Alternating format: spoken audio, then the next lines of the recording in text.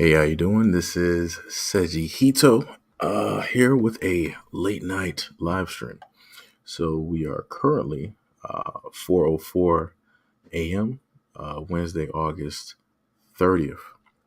So the reason why you see the image in front of you, this is of a past story that I did of a guy by the name of Mike Oliver. Let me see if I can slow down the transition there just a little bit. And what he inevitably ended up doing was the fact that he took trips around certain places of Africa, knowing the fact that he is positive with HIV and had relations with the women that you can clear cut see directly in the images, right? Now, the reason why this is important has to do with the video clip that I'm going to play for you right now. Right. And pay, very close attention to some of the things that she states. Of course, the African woman that you hear, she is mainly targeting and going after and attacking black men who travel, or as they tend to call them, passport bros. And I specifically want to point out the fact that she only, as an African woman, she only had a specific right interaction with uno, O-N-E, black man. And this is what she came up with. Now, I've been watching a lot of videos where American women are talking about the black man and all that. And I'm like, they can't be that bad, can they? Well, my dear, American women, your points are valid and it makes sense. Now, let me tell you why. I had an encounter with a black American man. Now, before we go any further, let's agree that not every black American man is like that. But from the complaints I've seen, from the videos I've seen, from what the women are saying, American women are saying, some of these things are valid. I had an opportunity to talk to a black American guy, and I understand. Ladies, I understand. You know?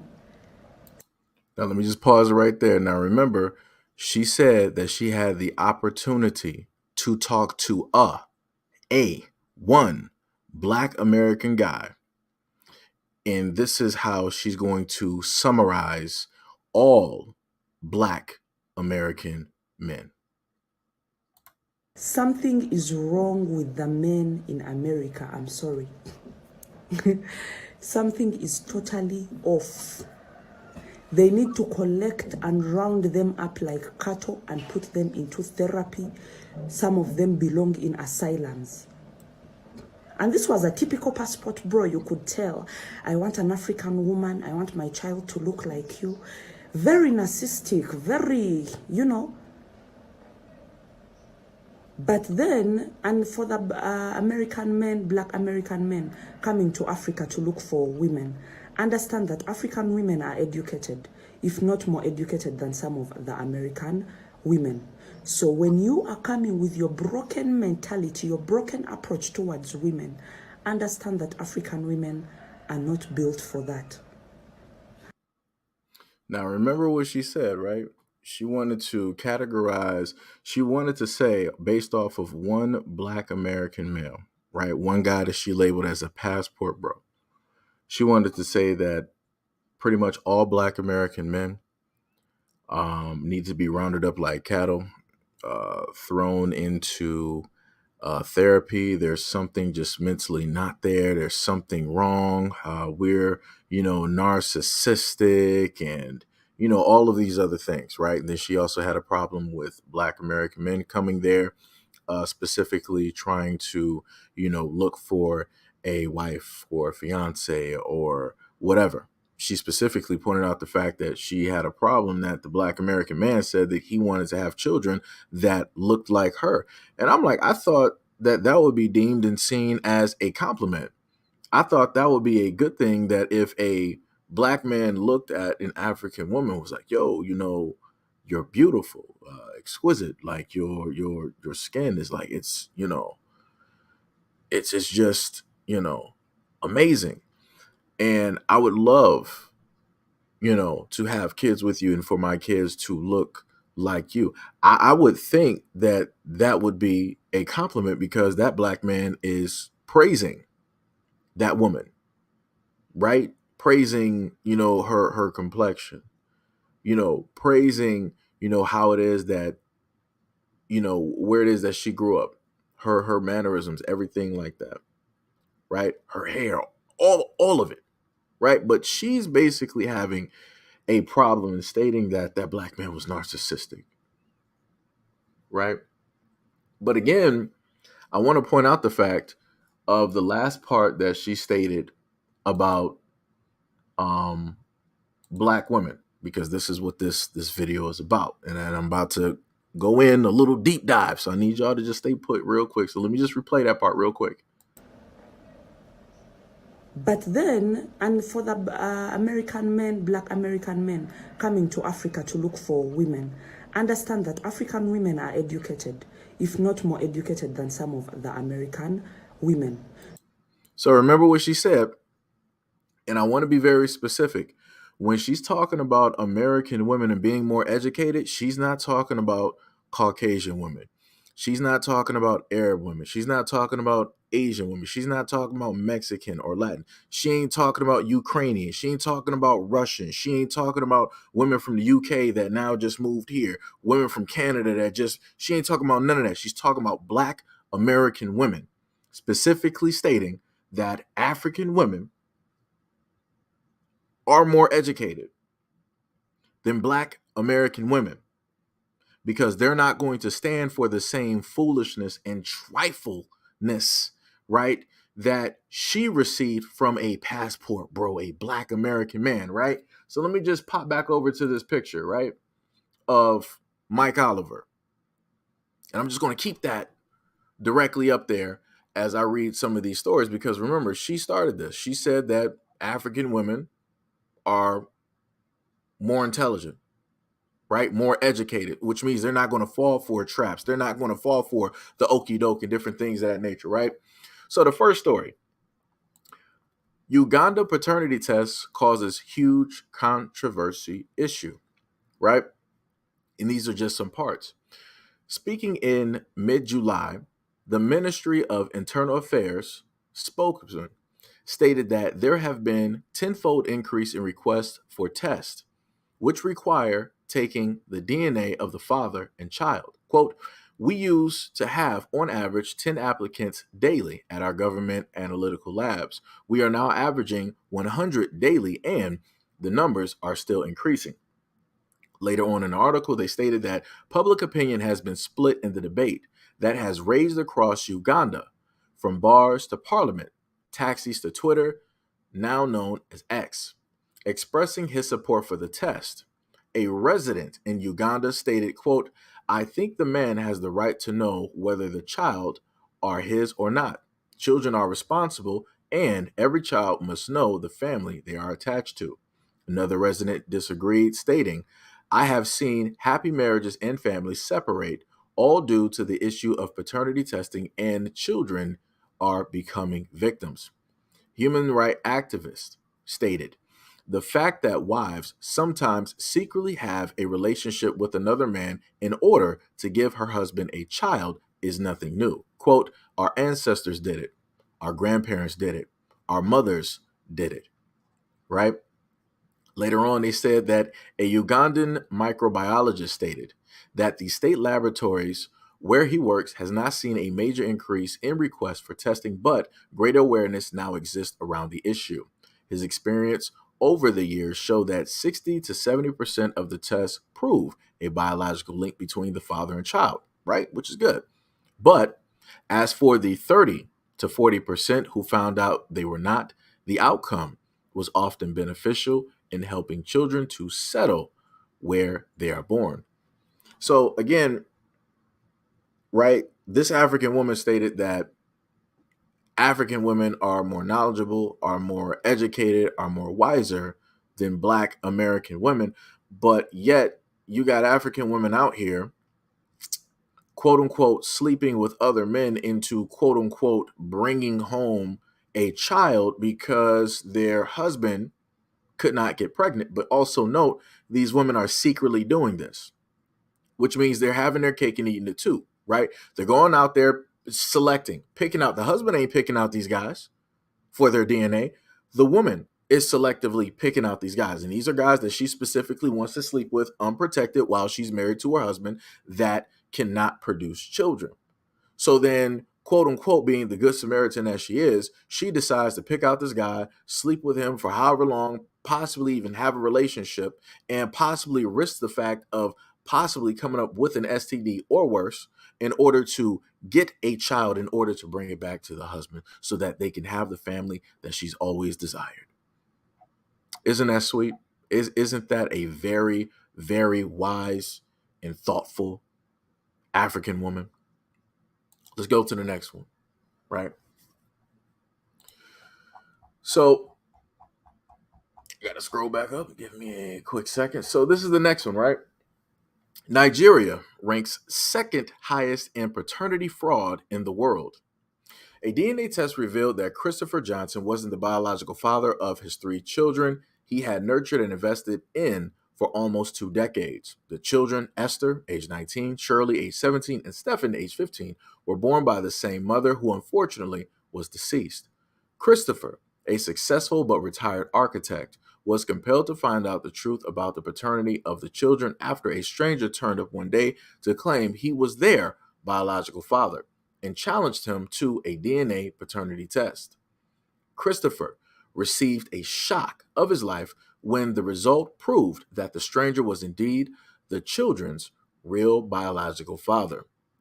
It turned out that the man and his late wife had been involved in a long, secret love affair that produced the 3 children he erroneously assumed belonged to him.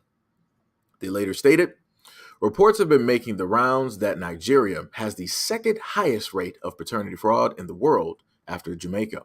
Many men have been unknowingly raising children that are not theirs, and to curb the trend, there have been calls for introduction of mandatory DNA testing at birth.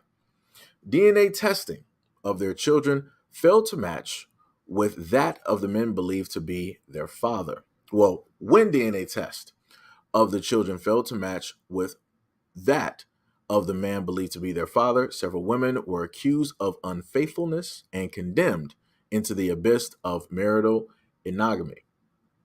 But the resulting scandal snowballed into one of the most shocking revelations in the history of paternal disputes. Before the confessions of a dying Zambian nurse. Now, pay attention to this because this also plays another major role in some of these paternity tests that go on in Africa as well. This Zambian nurse named Elizabeth, who owned up to swapping, listen to this, she owned up to swapping about 5,000 babies over 12 years, as she stated, for the fun of it. These women might never have restored their ruined homes or removed the garb of unfaithfulness and adultery, as truth behind the genetic discrepancies of their children's paternity might have never been unraveled.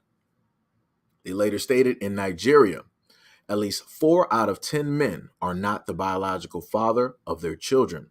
Lagos-based DNA expert firm can confirm that many men do not know that they are not the biological fathers of their children. And according to the American Association of Blood Banks globally, a third of all men, and note this is globally, a third of all men are not the actual fathers of their presumed children. So again, remember that African woman stated that African women are smarter, more intelligent, more knowledgeable, right? They're just the utmost wise. They got future sight. They automatically know when the wrong man is going to show up. They're not going to fall for the same foolishness. They're not going to do the same foolishness, right? that happens in America.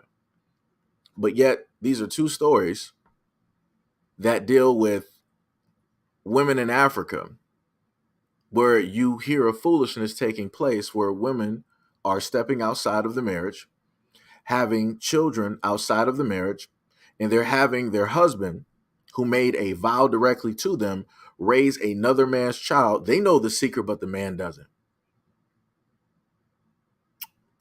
Let's go to the next one.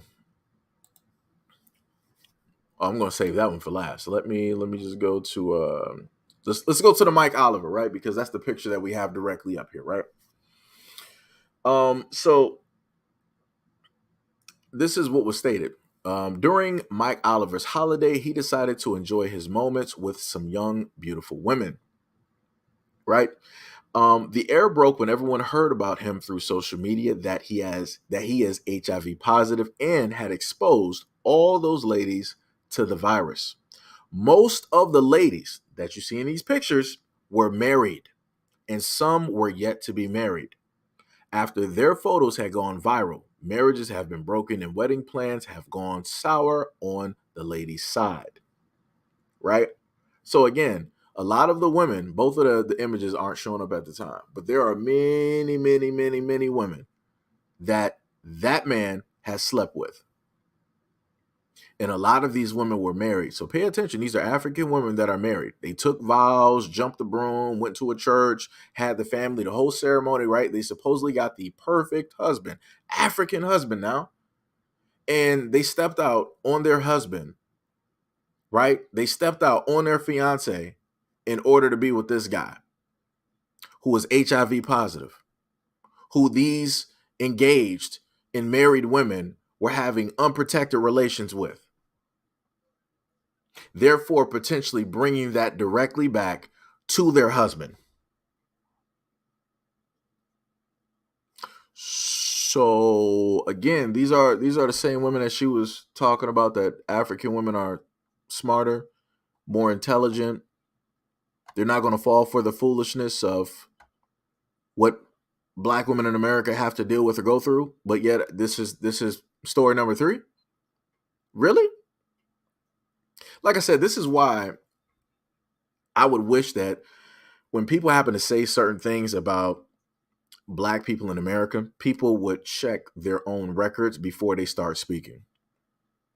This is why it's very important. This is why it's very important, because again, me being a black American man, I can look through tons of stories about Africa, and I can see a ton of things going wrong. Right? Ton of things going wrong. But I'm not going to sit here and make a definite answer and try to state that automatically this is representative of every single African woman directly out there, that every single African woman is trifling and they're going to cheat on their husband, they're going to do this. I'm not going to do that. That would be insane. You got pretty much a billion people on that. Like, why would I? That's stupid. That would be ignorant. And that would be completely foolish. But like I said before, some people like to be completely foolish, and they just want to talk. So since people want to talk, this is when you got to start pulling up receipts and facts. So let's go to the main highlight of the story that I wanted to save for last. I'm going to read this all the way through, right? So you have a Frenchman here who impregnated 600 girls in 6 African countries. But I want you to also understand that this same Frenchman had relations with 1,500 of them. And out of that 1,500, 600 got pregnant. So let me just read this story. It's beautiful. Beautiful story. Beautiful. Chef's kiss. Beautiful story. A French tourist has admitted to impregnating more than 600 women in 6 African countries within 2 years. 42-year-old Jean Michael made that revelation online. The 6 countries, you ask? They include Nigeria, Cameroon, the Ivory Coast, Togo, Ghana, and Guinea. Quote, "Good morning.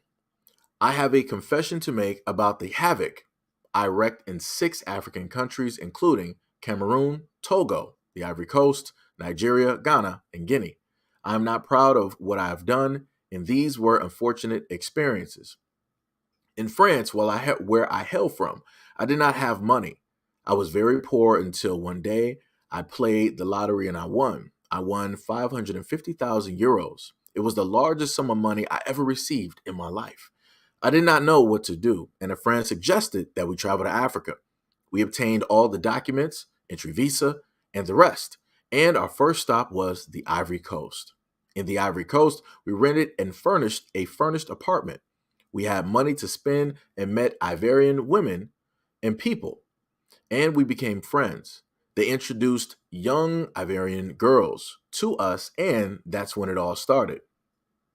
I began having relations with these girls every day. Sometimes I would sleep with three girls at the same time. It was a marvelous experience. I worried less about my health. All I wanted was to have fun. My friends and I were in a nightclub in town every day looking for girls. One time I met a girl and gave her money, and she told me to be engaged to her. She was ready to get pregnant for me. I don't know whether it was the money they liked or the fact that I was from France and attracted them. I spent 3 months in the Ivory Coast and spent 60,000 euros and slept with more than 80 girls. After leaving the Ivory Coast, I went to Togo, where I slept with over 100 girls and spent 40,000 euros. I then spent 3 months in Togo and went to Nigeria. Nigeria was where I got more girls. I did not speak English, and it seemed Nigerian girls love foreigners.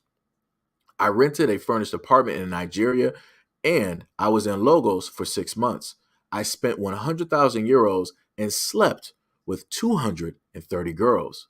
Nigeria was the place I appreciated the most. Girls were always available and easy to deceive. Let me just replay that part again because the lady that was talking, right? She wanted to state. Let me just go back to what she stated again, right? American men, black American men coming to Africa to look for women. Understand that African women are educated, if not more educated than some of the American women. So let me go back to that part that they stated. He was like, in Nigeria was the place I appreciated the most. The girls were always available and easy to deceive. Mm.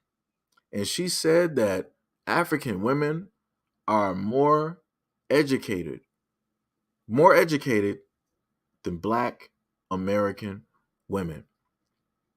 Okay, let's continue. From Nigeria, I went to Ghana and then Cameroon and ended what I described as my sex tour in Guinea. I was in those three countries for more than a year and spent over 200,000 euros. If I told you I slept with more than 700 girls in those three countries, you wouldn't believe me. But it was unbelievable.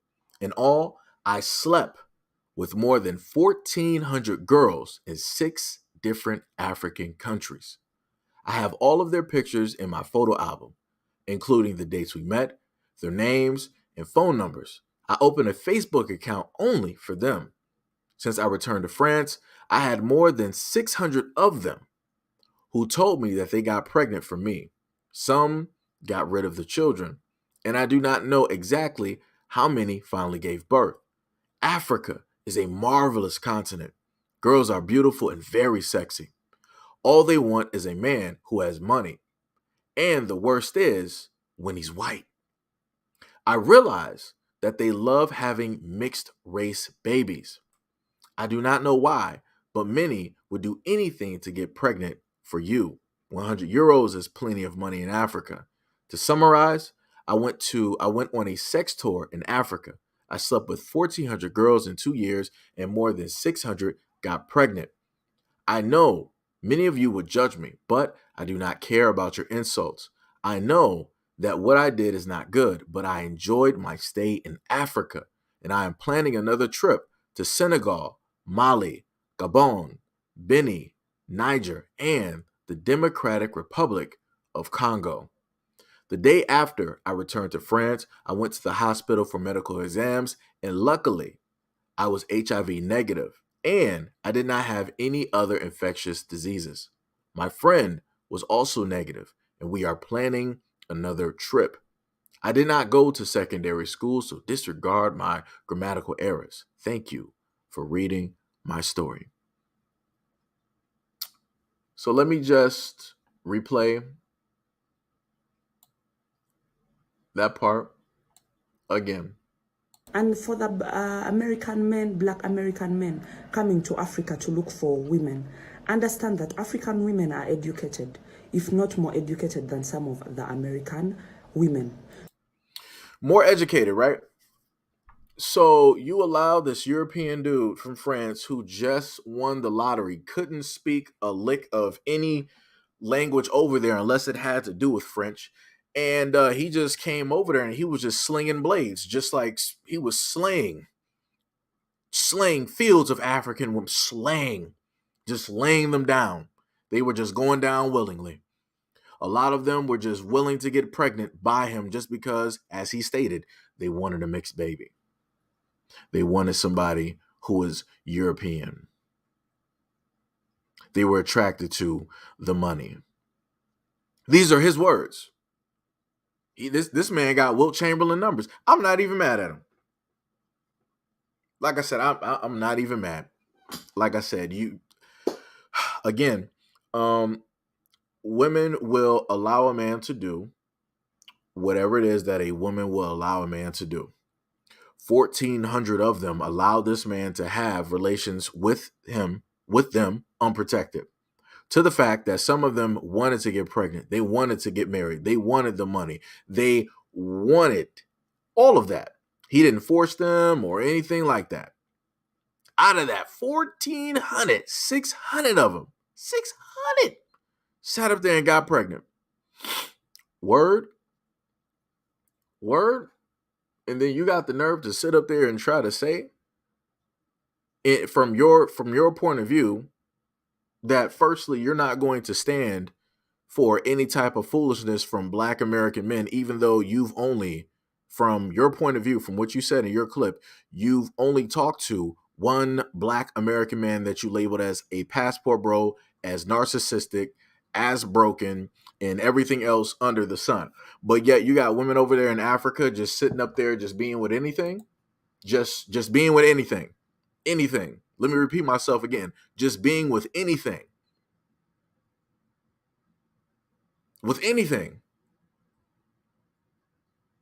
Like, word, this dude is literally sitting up here on a black statue of a African woman pinching. Bro, you can't make this up. You can't make this up. You can't make this up. And again, for the Mike Oliver case, these women were engaged and or married and decided to sleep with this dude unprotected, and they didn't care. They didn't care. So how many of their husbands, how many of their fiancés ended up with HIV? That's the number that I want to know. That's the real number that I want to know. Notice how that number doesn't get talked about. Right? Notice how that number doesn't get brought up. But we all know that Mike Oliver is HIV positive. And he went on an excursion in Africa to sit up there and sleep with African women. Why? Because it's easy to do. Because all you have to do is be from Europe. All you have to be is a European descendant. All you have to do is have, the greatest of European skin. And you're in there. You don't even got to have money. You can be less than a janitor. No disrespect to the janitors out there, but I'm just using it for an example. You can be less than a janitor and slide up over there in Africa and get treated like a king, and you got a whole bunch of concubines. You don't even know a lick of the language, but you got the women over there lining up for you because you're European. You see how happy they are? You see how they sitting up there smiling? And again, I just want to reiterate, these women were either engaged or married. All of them are sitting up there smiling. They're sitting up there taking pictures with this man as if they're actually in a full-fledged relationship. They're on dinners with this man. Let that sink in. Like I said, this is why people shouldn't run their mouths when it is that they want to start talking about black Americans. This is why you don't do it. This is why you don't do it. This is why you don't do it. And I'm going to reiterate again, like I've reiterated in quite a few of my videos. not just in this way is Africa getting colonized. This is almost like the third time. You got Russia over there, you got China over there, you got America trying to get a stronghold, and you still got Europe over there. You got a multitude of people that ain't African that got footholds over there. You got African governments sitting up there selling off land to the highest bidder, and ain't none of those people African. Don't none of those people look like them. Don't none of those people have the best interest. But you're not worried about that, though. You worried about the one conversation that you had with one Black American man, and you wanted to sum that conversation up in order to basically project and say that, oh yeah, all Black American women, you guys are 1000% right about Black American men. I see and understand it because I had this one conversation. This is oh my God. This has to be the stupidest reach I've ever seen in my life when it comes to somebody wanting to disrespect Black men. Like, it makes no sense. Like, you literally have Black American men out here taking L's, and we didn't have really nothing to do with nothing. But yet, again, you will have women like that not speaking really on stuff like this continuously. I'm talking about on rotation. But you'll make sure to sit up there and make some videos talking about Black American men and trying to side with the Black American women that have had actual experiences with some of the Black American men out here, trying to side with them and trying to generalize, trying to carry that message even further of a issue in a relationship of something that you know nothing about. You ain't never grow up in a Black American household. You ain't never been in a Black American community. You ain't never been a part of a Black American family. You ain't even never had a Black American experience. But yet you decide that you want to speak on it because you met one Black American man and you think that that sums up all Black American men. Wow. Wow, just Black men just out here taking L's for no reason. You can't win for losing. Like I said, you got Mike, you for God's sakes, you got Mike Oliver out here, dog. Word. There were other stories that I covered where you got European men in South Africa that were going after minors, people's daughters. But yet you want to sit up there and roll up on social media talking about one group is smarter and more educated than the other, not to the stuff that I read so far, and especially not talking about those DNA tests and the fact that you got married women sitting up there stepping out on their African husbands. Whoo, yo, the gall. Oh my God. This is crazy. This is crazy. Straight foolishness. Straight foolishness. Straight foolish. I would love to sit up there and see a Jenny Jones or like a Maury show directly over there in Africa. I would love to sit. Oh, it's going to be a lot of people running off the stage every day, let me tell you. Because like I said, I did a story. Shout out to the Jamaicans out there. Shout out. And, shout out to those men out there. I understand how difficult and hard it is for you because a lot of y'all are raising kids that ain't even yours. And like I said, Jamaica is first when it comes to paternity fraud, so much so that women can get thrown in jail and fined, I think, 250 grand of their currency over there. Oh, yeah, it's bad. It is bad. It is bad. Because you got tons of women, like I said. You got people that can sit up there and say whatever they want to say with men. Men sit up there and leave women. They're out here creating and all this. But you got a lot of women out here knowing that they're in an actual relationship and married, got a whole house, and you got this man sitting up there raising your kids that you had with another dude. Come on, son. But nobody want to talk about that?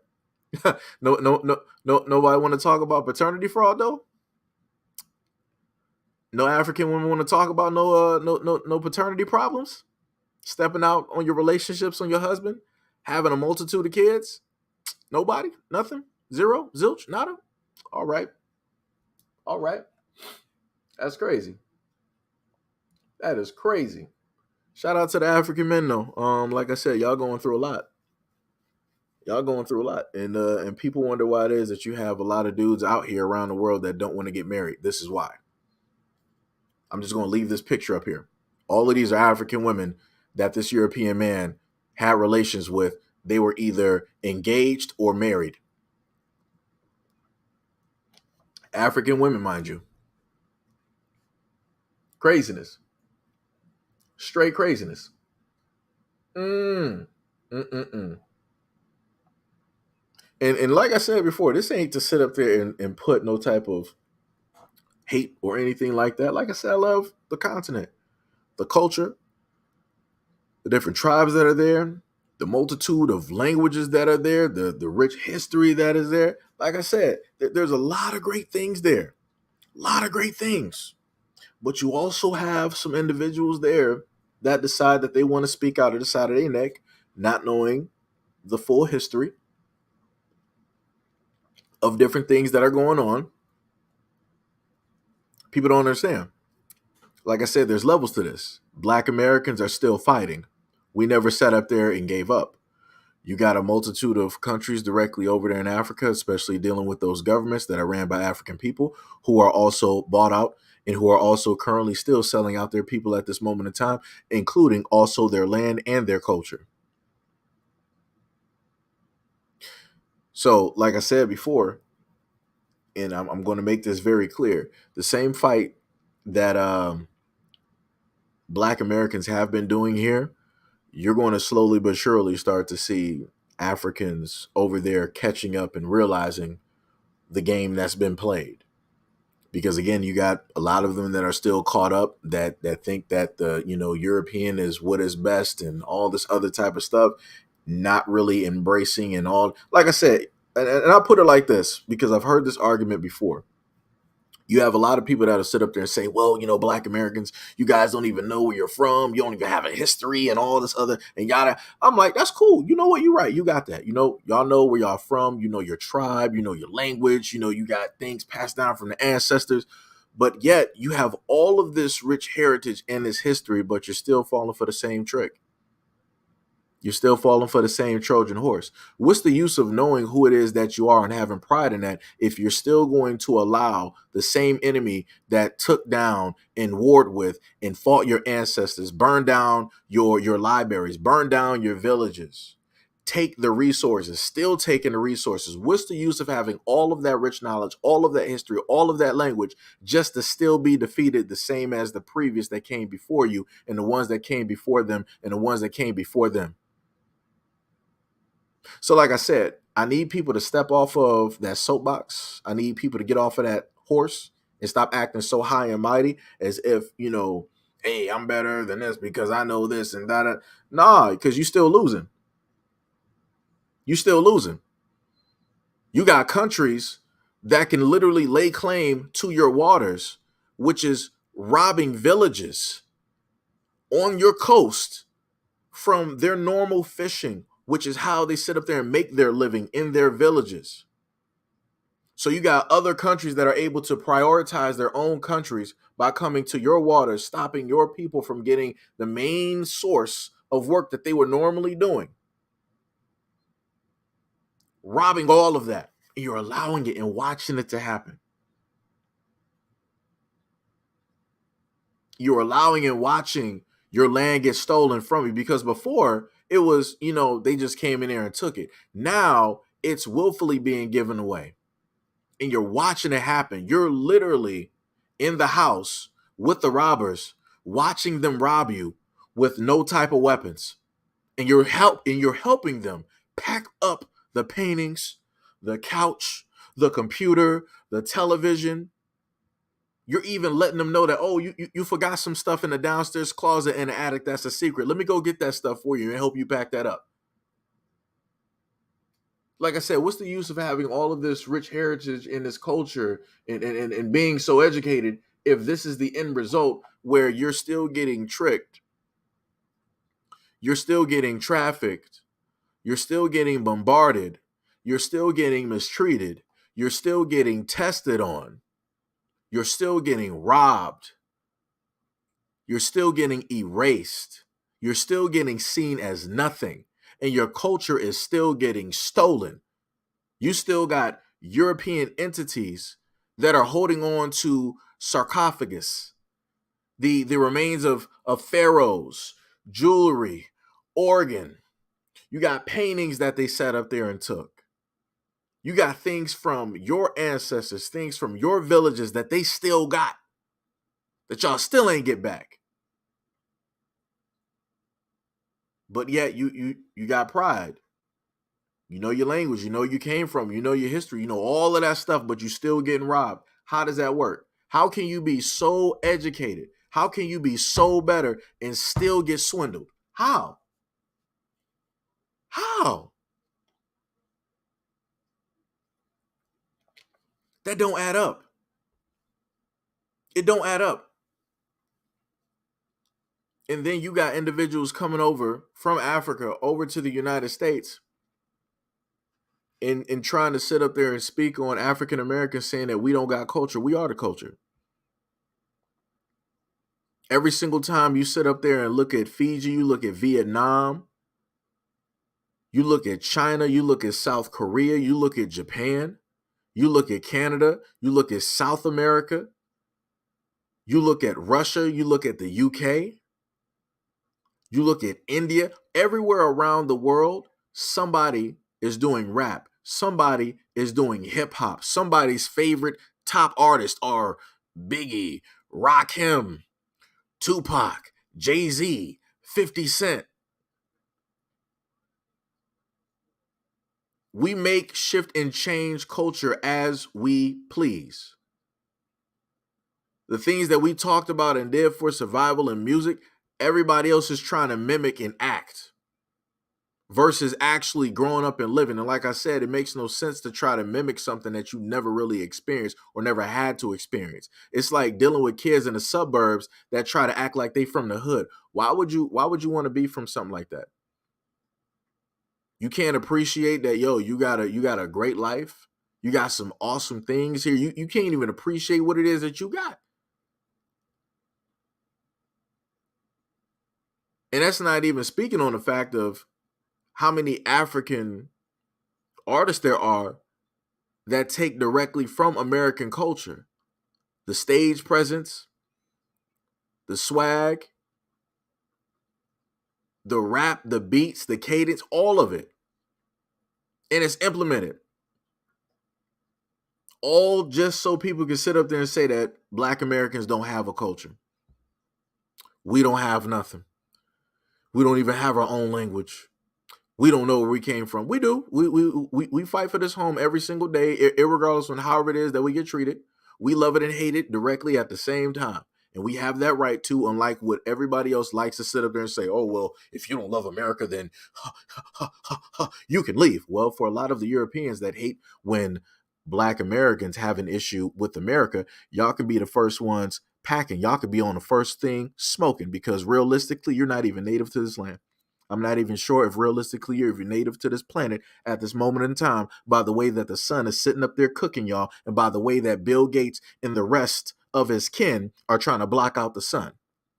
And I brought up that story back in 2020, 2021, where they were trying to figure out ways to block out the sun to cool down the earth. The main individuals that technically like cool, type of things are things that are not warm-blooded. Technically like lizards. They have to tend to switch because if they're in the sun too long, they tend to overheat, which is going to cause issues with their body. So they got to run into the shade in order to really monitor how it is that their body temperature is. They got to find that middle. But other people who are pretty much born for almost pretty much any climate, they don't have to do that. They don't have to be afraid of the sun like vampires. They don't have to run and hide in the shade. They don't really have to deal with melanomas and different types of cancers that come with the sun because, like I said before, the sun is the most nurturing thing that I've ever seen in my life in this universe. And it nurtures and it cares for and loves everything else on this planet but one group. I'm not exactly sure how that worked out. I need somebody to explain it to me, specifically somebody European that is of the God favoring lineage. Don't care if you're Catholic, don't care if you're Christian, don't care if you're Baptist. As long as you're European, I would love to know how is it possible that the God that you believe in saw it fit that the sun nurtures everything on this planet, loves everything on this planet but you. And you're the ones having to figure out scientifically how to shade the planet because it's getting harder for you to survive. Interesting. It's very interesting to me how it is that you have individuals or people out here who are quote unquote superior, who are the masters of the universe, who have the utmost hardest time living on a planet that they quote unquote conquered. Isn't that something? It almost seems as if you didn't really conquer nothing.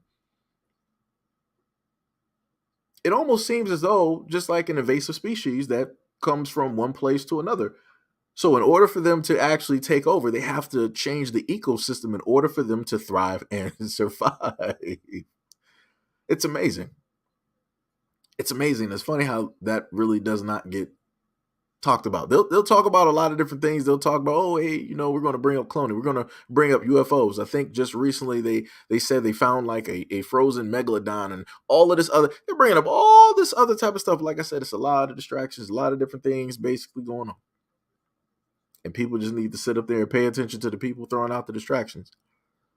And again, like I stated before a while ago, back during the pandemic, I told you guys before that the Coliseum is open.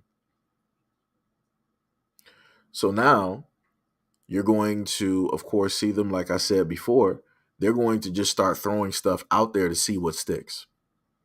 So now they're talking about we're going to have a tridemic, which is 3 pandemics at once.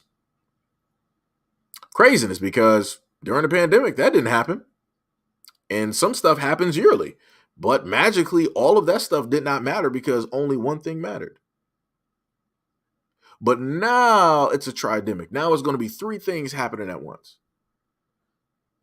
Now we're potentially looking back at shutting things down, locking things down, all this other type of, like I said, again, people pay attention. My bad if I'm actually going all over the place. I'm just a little bit, I'm just a little bit perturbed. Have some issues today, just some slight issues, and this video being one of them.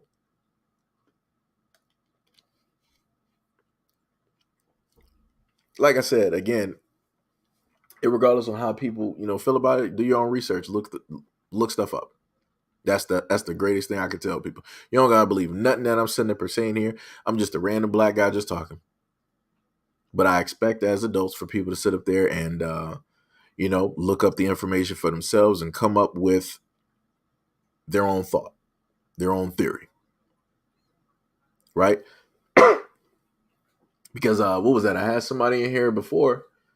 It was sitting up here saying like, "Oh, you don't got proof of nothing. You're not proving anything about the weather and about the fires that are going on all over the world." Like I said, I ain't about to debate you. You got it. You a scholar.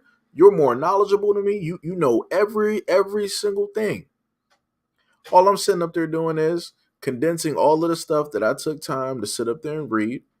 And I'm putting it in a format of which people can peruse, speed through, and decide that they want to take it with a grain of salt, take it for fact, or whatever it is, or just take all of the information and decide to look up stuff for themselves and come up to their own thing.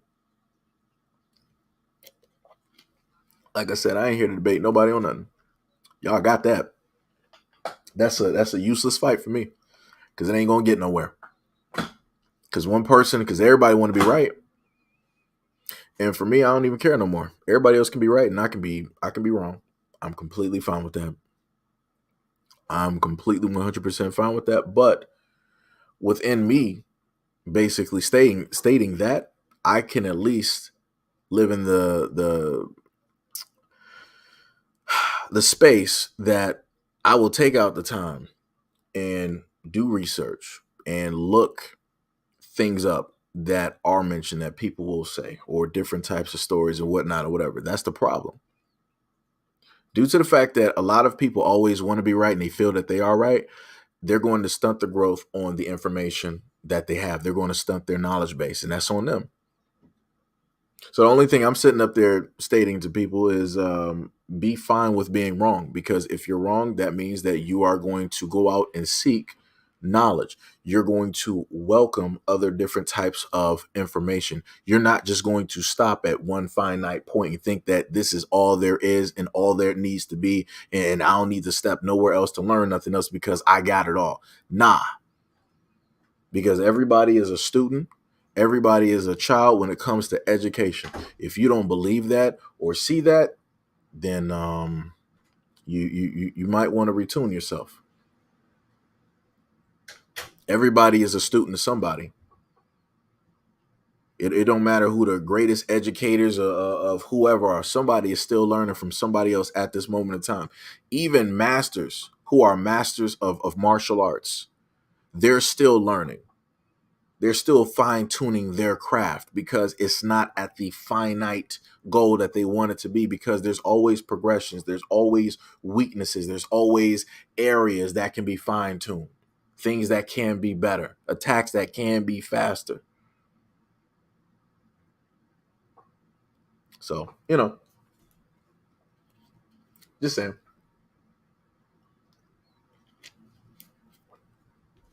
Just saying. Like I said, have the mindset of a child and don't be afraid to learn and hear different types of information. Um, that's different from yours, because you never know where that might lead you or what road that might present. It might be a road that you've never even seen before. You know, like I said, I can safely say through, my years of doing this on this platform, I have learned more information that I would have normally not known. Things with different states dealing with laws, other information dealing with, different continents, different things that go on there, past, present, and in some instances, the future, when it details, certain plans that governments have already had running decades before I was even born. Like I said, the information is very interesting. Very, very interesting. So again, don't be, too afraid to, learn and, have conversations with other people that have, different opinions. That's all I'm saying. And the other route that I will also list to people is, do your best, or at least work on the avenue of being within logic in the realm of reason, and not looking at every single conversation as a emotional battle. Because the moment in time that you get emotional in a conversation, you will start to shut off the learning side of your brain,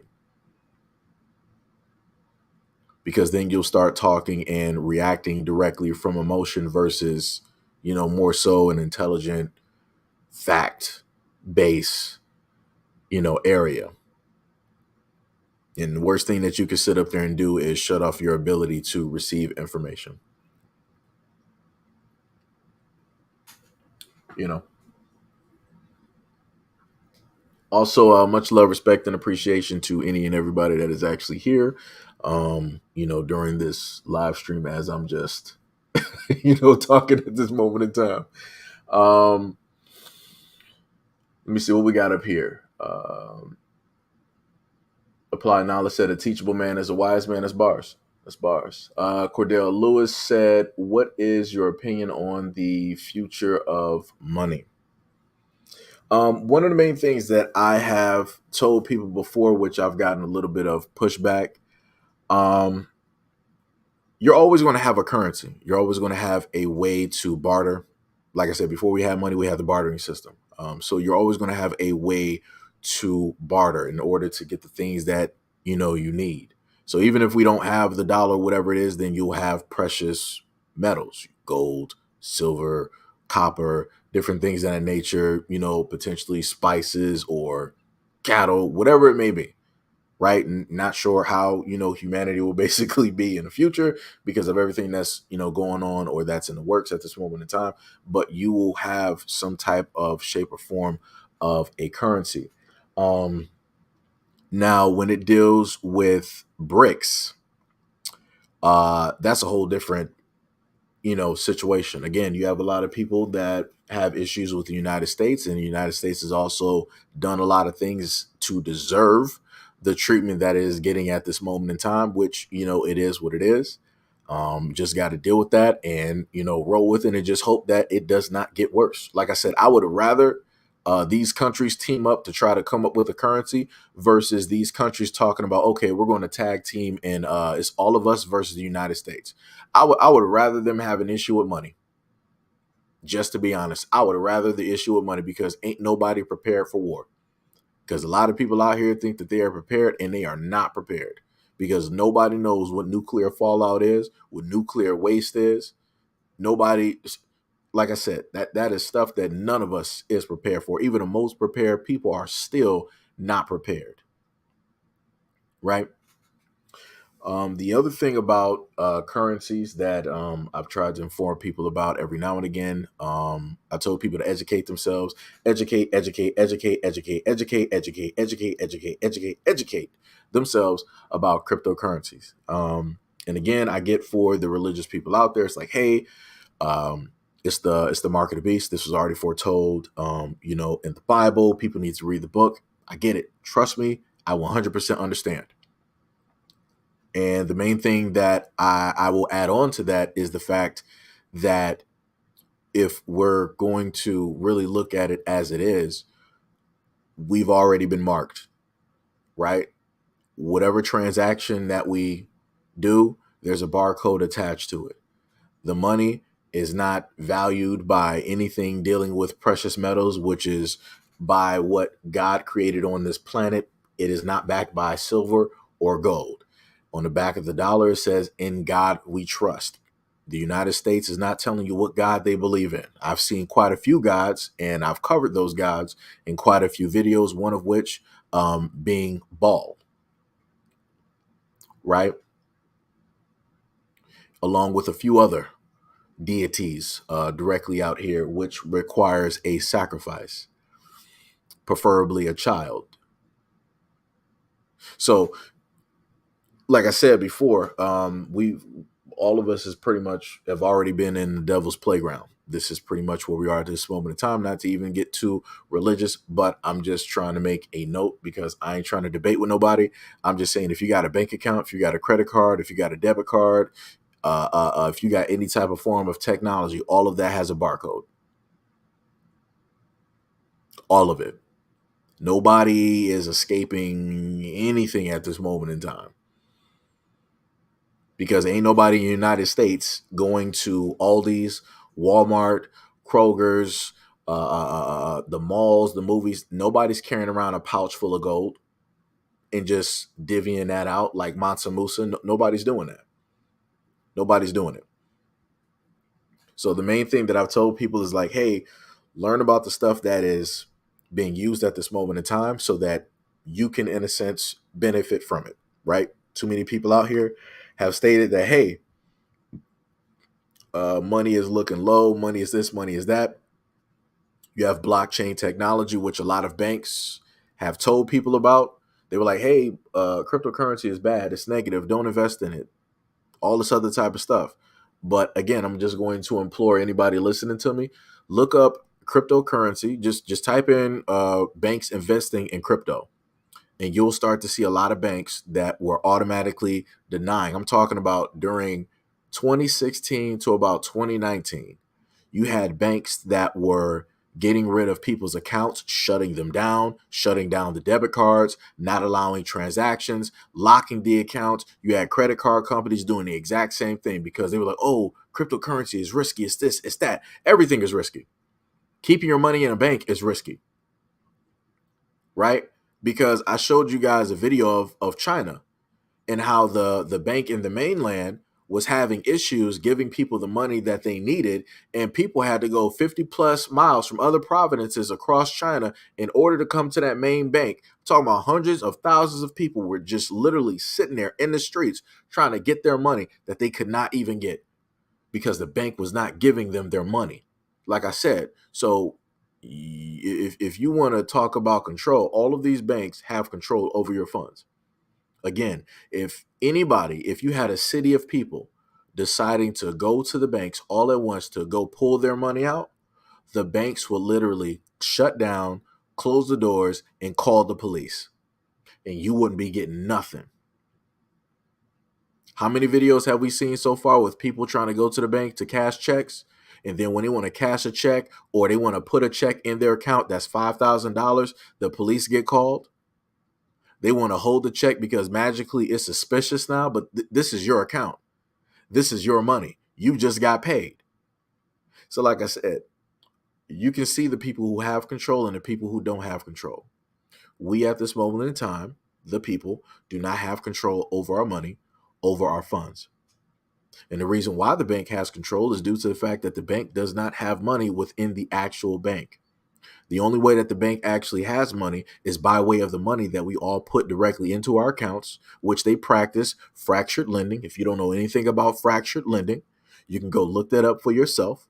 And they divvy that money out and loan that money out to everybody else, including gambling that money by putting it on the stock exchange to get money off of your money, while you get nothing, while you sit up there and put a few thousand directly in there. You hold that money in there just to sit up there and gain what, 25 cents or $1 per year.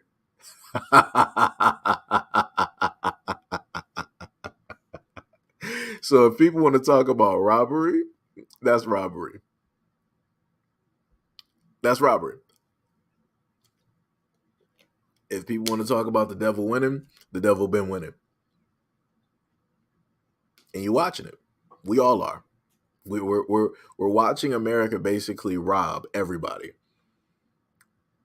During the pandemic, they wanted to cut off the stimulus checks, knowing the fact that a lot of people were out of jobs, knowing that a lot of homes are potentially going in foreclosure. A lot of people were not able to afford their rent. A lot of people were not able to afford the leases on their cars and to basically keep going.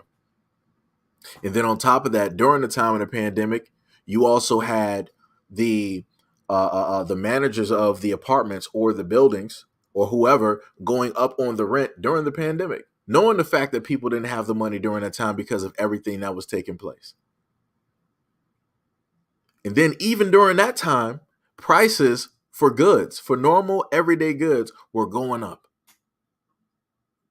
while your pay was sitting up there staying the same.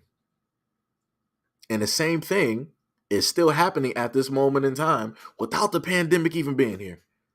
Everything is going up, but your money is staying the same, if not becoming less. Watching as the government robs the people and then decides to also share this money with other countries while still not helping out the people that gave them this money. Ain't that something? Ain't that something? But then people want to get mad when they hear black people state that we got problems with America. Wow. Amazing. So like I said before, how many billions been given to over there to the Ukraine? I think about like 140, 170, somewhere in there. A lot of money. A lot of money of which that America always states that it does not have. And then we got an ever increasing debt ceiling. But yet we don't have money. But yet we're still printing money. But yet America has a problem with cryptocurrency printing money out of thin air, of which the United States is still doing. What? I'm a little bit confused. I'm a little bit confused. And the same people who got problems are also invested in cryptocurrency, along with the banks being invested in cryptocurrency, along with other companies being invested in cryptocurrency, along with the fact of crashing the crypto market, forcing or trying to force people to sell so that they can buy it up low, so that they can profit off of when it goes high. You know, the thing that's also similar to that, which is the housing market, where if you look all across America, a multitude of things are basically happening, coercing and forcing people to move directly out of their living situation into another place, forcing the prices of those homes, of that land, to go down so that all of these individuals can come in, swoop in, buy the land for low, and then build up and make buku bucks while you're left with nothing and still having to pay high prices for rent and for housing. There's a lot of migration that's going on in the United States that's not even natural at this moment in time, and it's devised to be that way, and people not even paying attention. People not even paying attention. You're being forced to migrate to different places by quote unquote natural occurrences, aka quote unquote storms or wildfires, right? Like I said, people got to pay attention. And then on top of being pushed directly out of the areas that you are in, the other ways that they have devised plans of keeping people out of cities or pushing people out of cities, pay attention to all of the states that are having a opioid crisis, where you got people in the streets like zombies. Like the old song that Designer had, Zombie Walk, No Control. It's just like that. There's tons of videos on YouTube. If you don't believe me, go look up on YouTube.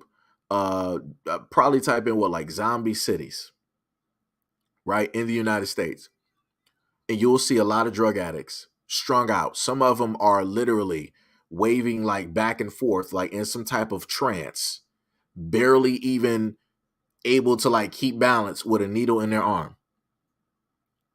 You got people strung out literally on the streets. On the streets. And I'm talking about fields. I'm talking about groups of people, talking about rows of people. I'm talking about like, yo, you gotta duck and dodge and go in between people like you're going through a maze or something. Like, it's crazy. And the government is allowing this to happen because they want to get a lot of the people who are in those cities, in those inner cities, directly out. I ain't talking about just black people. They're trying to get everybody up out of there. Because the moment in time that they start having everybody migrate out of those places, that's when they're going to start enacting laws. That's when they're going to start, quote unquote, cleaning up. That's when they're going to start, quote unquote, fixing the problem. And then when that problem is fixed and you start looking back at that city, it's like, oh, it looks nice now. I think I want to move back. Now you can't afford it. I know this due to the fact that we had things like this happen in Detroit. We got, if some people from Detroit are in this chat at this moment in time, much love, respect, and appreciation. So you might know what it is that I'm talking about. Downtown, right? What was it? You had the dude Quicken Loans buying up like millions of square footage, buying up all of downtown, right? Just buying up him and I think somebody else. And on top of the fact that the Caesar Palace was also getting built too, right? So downtown is basically getting built up. So over time, you start seeing an influx of more and more people that don't look like the majority of Detroit.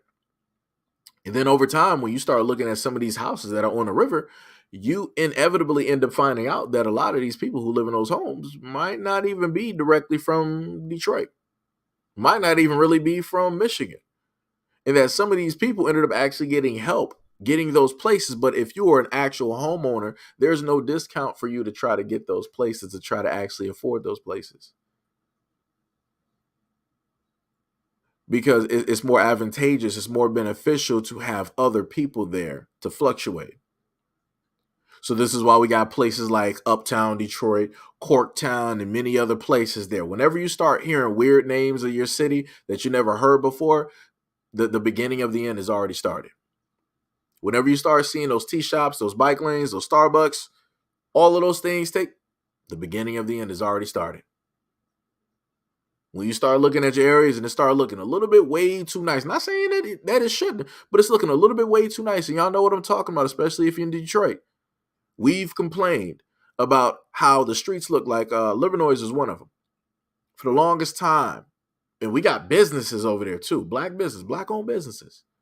For the longest time, people have always complained like, yo, these roads, yo, the lights, thing needs to get fixed, like it needs to beautify and yada, yada, yada. And they started doing that. And then when they started doing that, you started seeing other changes take place as well.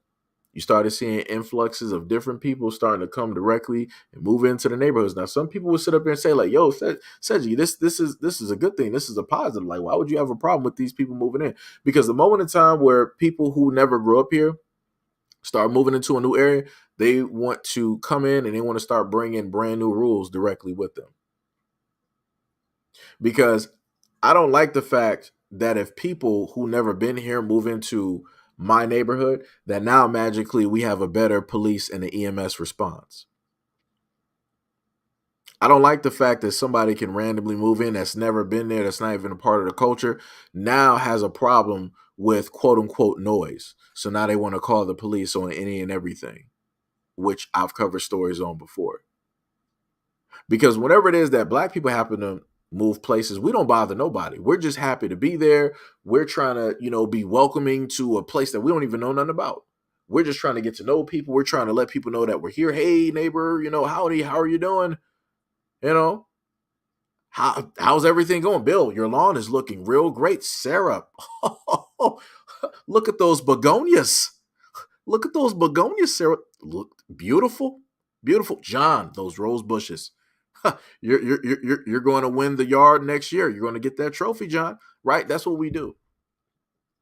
Right? We try to be as welcoming. We try to adapt to the situation. We're not going to try to come in and directly change, somebody else's native habitat in order to benefit us.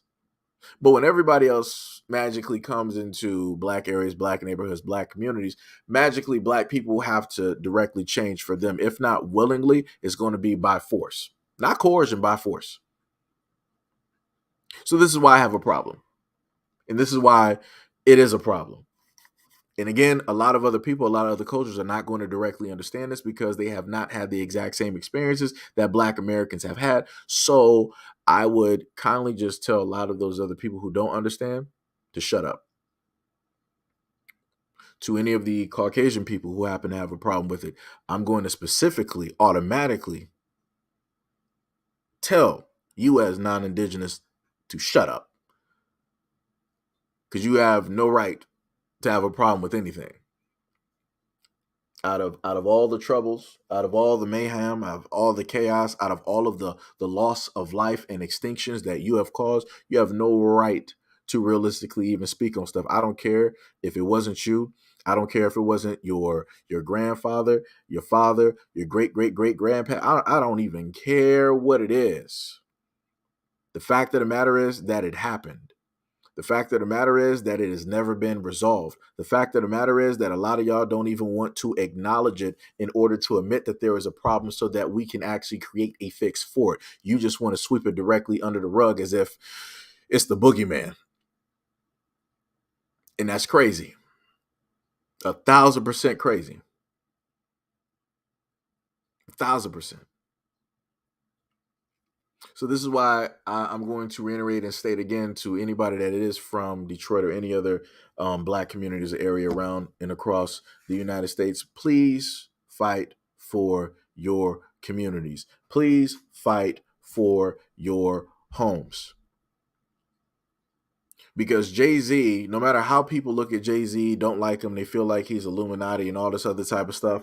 When I listen to 444, which I feel is a good record, he had the story of OJ, and he talked about how he had an apartment that was worth a certain amount at a point in time, right? It was pretty low. He could have actually bought it during that time, but he didn't. So now 5, 10, 15, 20 years later, you looking at something that might be $25 million or whatever it is. Especially like some of those brownstones that are in New York worth money. Cash, life-changing money. So again, I'm trying to tell a lot of black people there, you don't actually know what it is that you're sitting on, but you have people, especially for example in Detroit, you have both Wayne and Macomb County at this moment in time working against the people in Detroit in order to get them out of their houses, in order to own their houses so that they can sit up there and start buying up blocks and doing the exact same thing I sat up there and told you that they're doing. They're working against the people of Detroit in order to get them out of there. Notice how they're not saying that it's a problem that people from Detroit are coming directly to the suburbs. They're not screaming about that because they want you to be there. So you got to deal with the septic tanks. You got to deal with the floods. You got to deal with the storms. You got to deal with the poorly constructed houses. Right? They'll sit up there and tell you like, hey, some of these houses are worth, they were built for like 200, but really they're not even worth that. But yet you got a house from like the 1960s, 50s, or 40s that's been in your family for years. That's worth way more than pretty much any of those houses that's in the suburbs. All you got to do is just wait until the market goes back up to where it was before. And you're going to sit up there and actually see the value and the price in your house. You're going to start to see people like, yo, this is why you used to, let me tell you, in Detroit, every now and again, before the migration and the influx, there used to be quite a few people that would roll through the block, and they would slow roll. Europeans slow rolling through the block, like, wow, these are nice houses. These are beautiful. Like, look at your lawn and all. I'm like, oh, this is how it starts. This is how it starts. Because I'm like, we don't really, unless we're actually about to like move there, we're not about to go through a whole bunch of suburban blocks and be like, oh man, look at this cul-de-sac. Look at these begonias. Look at these cannons. Look at these rose bushes. Look at these tulips. Oh my God. Look at little Sparky right there. Oh my God, look at that dog. Look at how low their grass is cut. Wow. They they really have an ordinance here. Oh my God. Look at that white picket fence. Wow, look at that roofing. Look at the tile set on that house. Wow. We're not doing that, because we already know where it is that we're going to move and potentially raise our kids so that they'll have, the school and everything like that. We already know what it is. It's everybody else who starts rolling through black neighborhoods and start eyeing certain things. Because for us, we might look at it as an eyesore, but for them, they see the cash value directly there. They see the potential. They know what's going to sit up there and happen in the future, because these plans have been implemented before I was even born. I'm talking about 30, 40 years.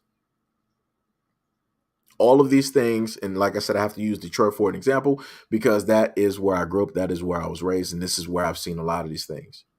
So a lot of the crime, a lot of the drugs, a lot of the loss of jobs, a lot of the lack of education, a lot of the schools shutting down, a lot of the lack of police response, the EMS response, which at one point in time, Detroit had the worst response in the United States, if I can remember, from Fox 2 when they did the small documentary directly on that. All of these things that I listed as negatives, these are things that are directly planned. Because again, if we're going to have a poor EMS response, then I guess that's because we don't really have, tax dollars. But we do have tax dollars. Like I said, we got a casino clear cut downtown. We got the Riverwalk, right? You got Caesar's Palace. You got all of these entertainment hotspots, that people come to and go to yearly and all this. So we have tax dollars. They're just not, being placed in the areas that are the utmost deserving. They're being placed in all of the newer, refurbished, or as I like to call it, modernized areas where there are less black people, even though black people were already there. So again, I'm basically stating to a lot of you guys out there that you need to make sure to fight for your homes, wherever it is that you live. Fight for it, because once you sit up there and lose it, it's gone.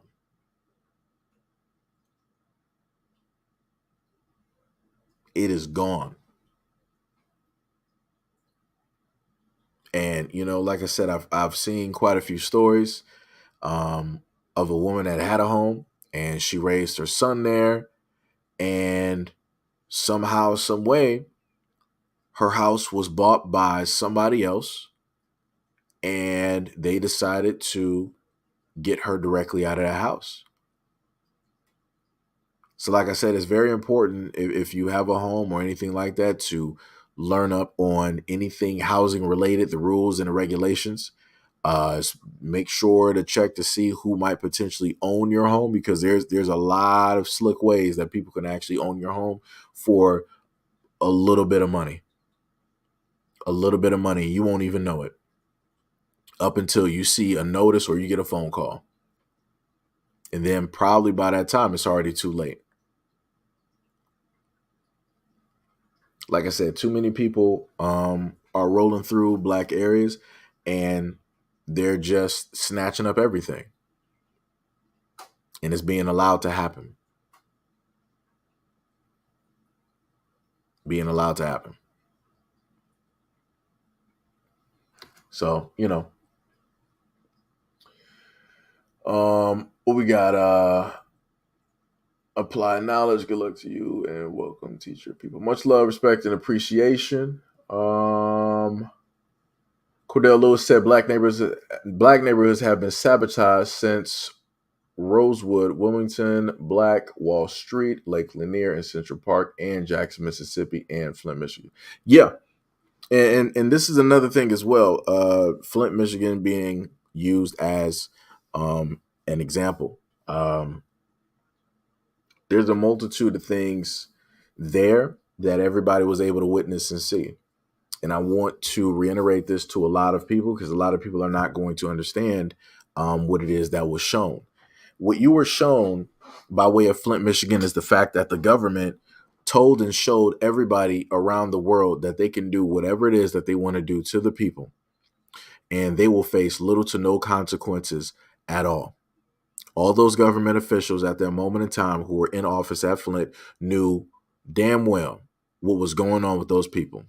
You had people coming down with Legionnaire's disease. You had people losing hair. You had people getting rashes. You had people having organ failures, organ problems. You had people losing kids. It was a horror show. That's pretty much what it was at that moment in time. And technically, it still is.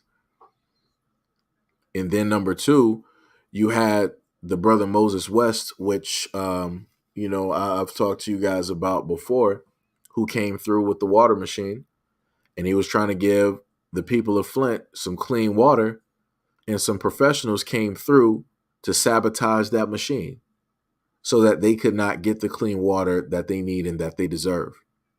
On top of the fact that even though the water in Flint was polluted, the whole world knew that that water was polluted, the people in Flint were still getting water bills stating that they needed to pay. So the government is telling you that we can poison you, we can erase you, we can make you ill, we can do anything that we want to your water supply, and you're still going to have to pay us one way or another. It don't matter if it's by money, and it don't matter if it's by your life. You're still going to have to pay us somehow.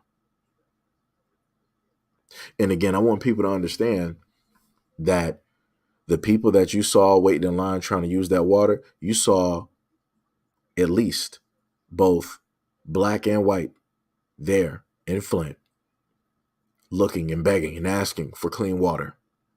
So for anybody that is here that thinks that this is not going to happen to them and that it cannot happen, I want you to please think again, because I want you to understand that your government will sacrifice you. And I ain't talking about sacrificing black people.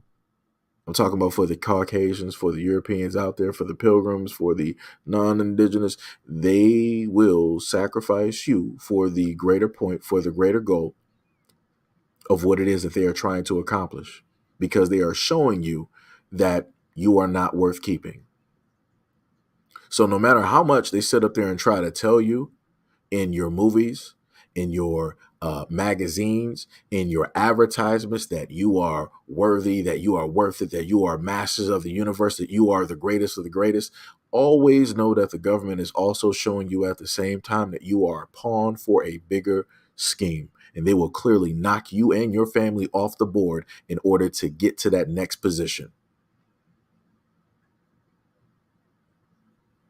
Better yet, to push that to the greater point, if you look at a lot of the commercials that have actually shown up, right, for the Caucasian people out there, the pictures that you see of Mike Oliver that you see flashing on the screen is pretty reminiscent of a lot of the commercials that I've seen, where they have started to pair off both of your species, male and female, directly with other individuals. Now, I understand why it is that they're doing it. I understand why they're setting that scene, putting that action directly in place. I completely understand it.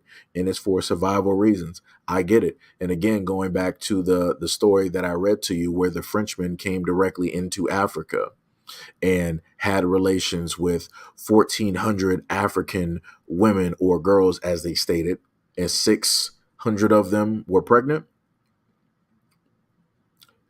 One of the main things that he stated is that they wanted to have mixed babies. And I'm not sure if people actually understand what that means to a certain extent. When it's the reverse, when it's European that wants to do this, that has to do with survival.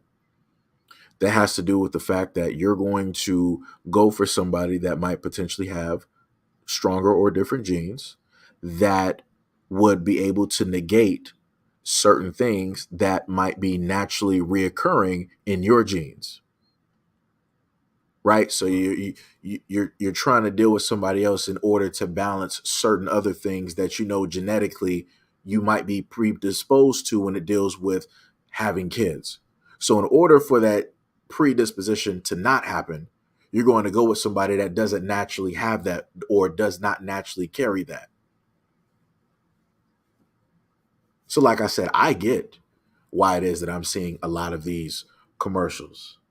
I get why it is that I'm seeing a lot of these advertisements, but I'm not really. I don't really think that a lot of other people are in a sense seeing it, because again, they will give you certain truths, but they're going to give it to you in small doses as to not cause chaos, as to not scare people. They're going to walk people through the door instead of just trying to push them into a dark room.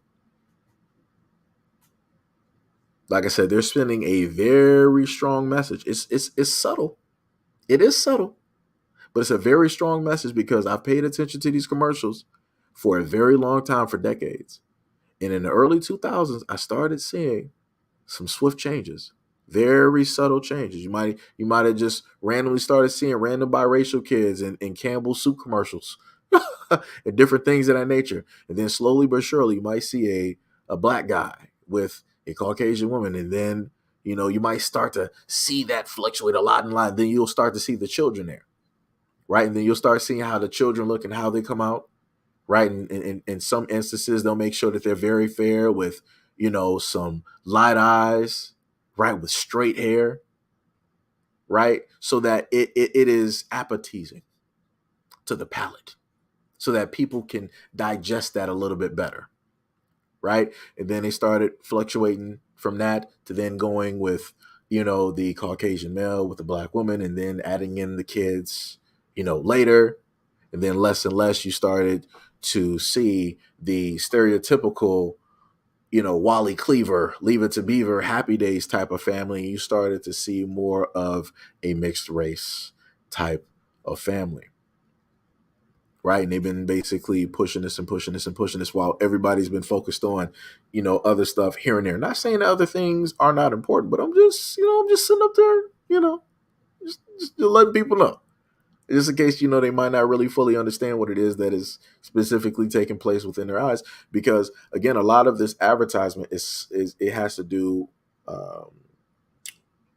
with mind games. It has to do with advertisement psychology, right? It has to do with a lot of conditioning. And now, you start to see where it is at this moment in time. And now they started adding everybody else into the exact same thing, and pairing everybody else off, and yada, yada, yada, because they're trying to give the appearance as if this is something that is an automatic every day. And it's not, because normally, most people are like, hey, if I have somebody that understands my life, my culture, the way that I walk, the way that I talk, the way that I've, grown up in different things, people are going to tend to gravitate towards that versus something that they don't know anything about, because that's a risk. You don't know what can come from that. You don't really know anybody's, DNA. You don't know anybody's religion or just their internal beliefs. You don't know anything about how their family was specifically raised or anything like that. So you would be, in a sense, taking a risk that you won't be able to pass down or give over your beliefs to your kids because of whoever your significant other is, because you're going to have a clash of cultures. Because you as an individual, A, is going to be playing for the home team. Individual B is going to be playing for their home team and representing their home team. So you got two people that are paired up, but they're still clashing and warring and fighting with what it is that they're going to give to their amalgamation of a child that they decided to create within that union. And now the child has to basically try to carry a mixed message of which the parents can't even decipher, and expect the child to go out there and live a normal everyday life, knowing the fact that the world is going to tell them who it is that they are, how it is that they are not accepted, and what's going to be dictated directly to them. The parents can't help them with that because they've only lived one life one way, right? So, again, let me see. Cordell Lewis said, Lyndon B. Johnson. Oh yeah, that yo. Let me tell you, that was one of the quotes I think I had at a moment in time, and I lost it. Said Lyndon B. Johnson said, "If you make the lowest white man feel better than the best black man, you can pick his pockets. Hell, give someone, uh, give someone to look down on, and he will empty his pockets for you." That's bars. That happened down south as well, where you had poor whites with black people. And the governor there during that time, I forgot which state it was. Was it Wallace that said it? I forgot. It was roughly the same thing that Lyndon B basically stated. He gave the poor whites a little bit of something to, in a sense, believe in, that they were just a little bit higher than the poor black people there, even though that both people are on the exact same level, going through the exact same money gains. Right? Again, stuff is still uneven. You still got racism and everything else like that. But I'm stating that at the end of the day, the government did not care about both of them at all. That's my point. And in order for this to keep going, and in order for the government to win, they have to sit up there and give one side the advantage. And that's what the government has been doing. That's also what Europe has done to the poor Europeans that were also there at that time. Because at one point in time, the Europeans were going to sit up there and get at the royals. They were going to get at the rich. Everybody who had a castle, they were about to. It was about to be a Batman movie where Bane was about to come through there, and they were about to be dragging the rich directly out of their homes, out of their castles and everything. They was about to take them for everything. But then divide and conquer basically set in, and it worked. And look at where we are now. It's a beautiful thing. Let me tell you, psychology is such a beautiful thing when you can see stuff working, when you can see the wizardry and the sorcery.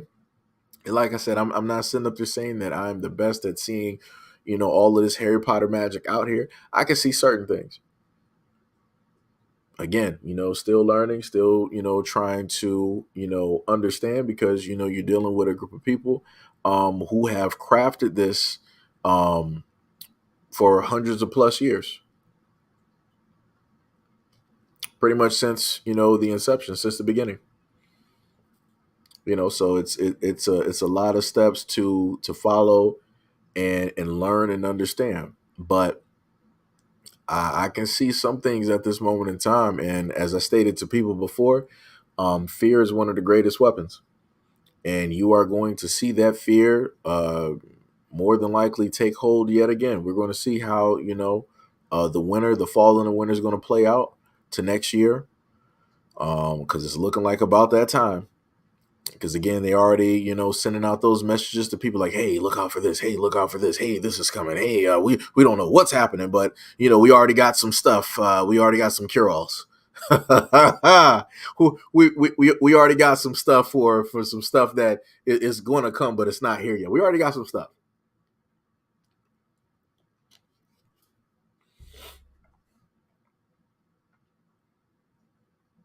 Let me see. Reflection said, "I know all of these things, and this is why exactly I stay away." Big Hair said, "Asians get a whole family on commercials." Oh yeah. Oh well, see, this is the thing though. Asian Americans got a form of reparations. They got laws passed, regulations. No matter how it is that Asian Americans might disagree, or even amongst themselves, they go through colorism. This is why you don't see a lot of dark skinned Asians over here, even though when you think about Asian countries, they are, warm. right? They have a lot of warmth in those areas. Just like when you think about South America, it's a warm place. So you're going to have people that have the ability to deal with and handle the sun. You're not going to really have fair-skinned people there because that's really not going to be beneficial to that climate. You're going to end up having some problems. You have a lot of problems, right? But again, in a lot of the Asian countries, the main thing that is hyped up over there is the fact of being European, having that porcelain skin. What is frowned upon is having darker complected skin, having melanin in your skin, because then they deem you to be dirty. They deem you to be unclean. They deem you to be poor. See, when you got light skin in Asia, you're looked at as being better. You're in a sense the upper class. Darker skin, it's like, oh, you're poor, you're dirty, you're this, you can't do this, you can't do that. Right? So again, notice how a lot of the Asians that are over here, they don't have no melanin. Notice how everybody is fair. Everybody is fair. Like I said, you got Seoul, Korea for a reason. And a lot of these Asian countries, they had a lot of the darkest people up north. In the rural areas where the cameras are not, where pictures are not getting taken. And they put the lightest of the lightest, the most fairest of the fairest, down in the main cities. This is why when you look at a lot of artists who are Asian, some of them, when they first come out, they'll have melanin.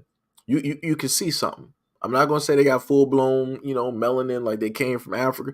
No, but they got something there. You can see a nice little tan there. But then as soon as they start getting like famous, they start getting money, they start getting those contracts, they start getting lighter and lighter and lighter and lighter. Like I said, being programmed to hate yourself is something. One documentary that I told you guys about before, the Chinese have basically said that their worst mistake ever was opening their doors to the West. Because the moment in time that they opened their doors was the moment in time that they lost their culture. And that was facts. That was 1,000% facts. I'm pretty sure if they could go back and do some things differently, they would beyond a shadow of a doubt do those things differently. But it's too late now. Once it's there, it is there, and it has a stronghold that's going to be there for a very long time. Like I said, this is why in certain Asian countries and whatnot, you go there, they got advertisements, not of their own people, but of European people modeling their clothes. How does that work? They don't look nothing like you. They are not even of the culture, but it's like, oh, they look good in those clothes. That's what I want to look. You don't look nothing like that. You can't even embrace your own features. You can't even embrace your own culture. You can't even be proud.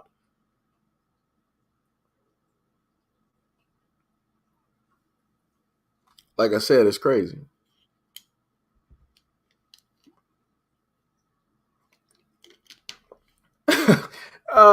Welcome said they turn into fine china. Yeah, they real porcelain.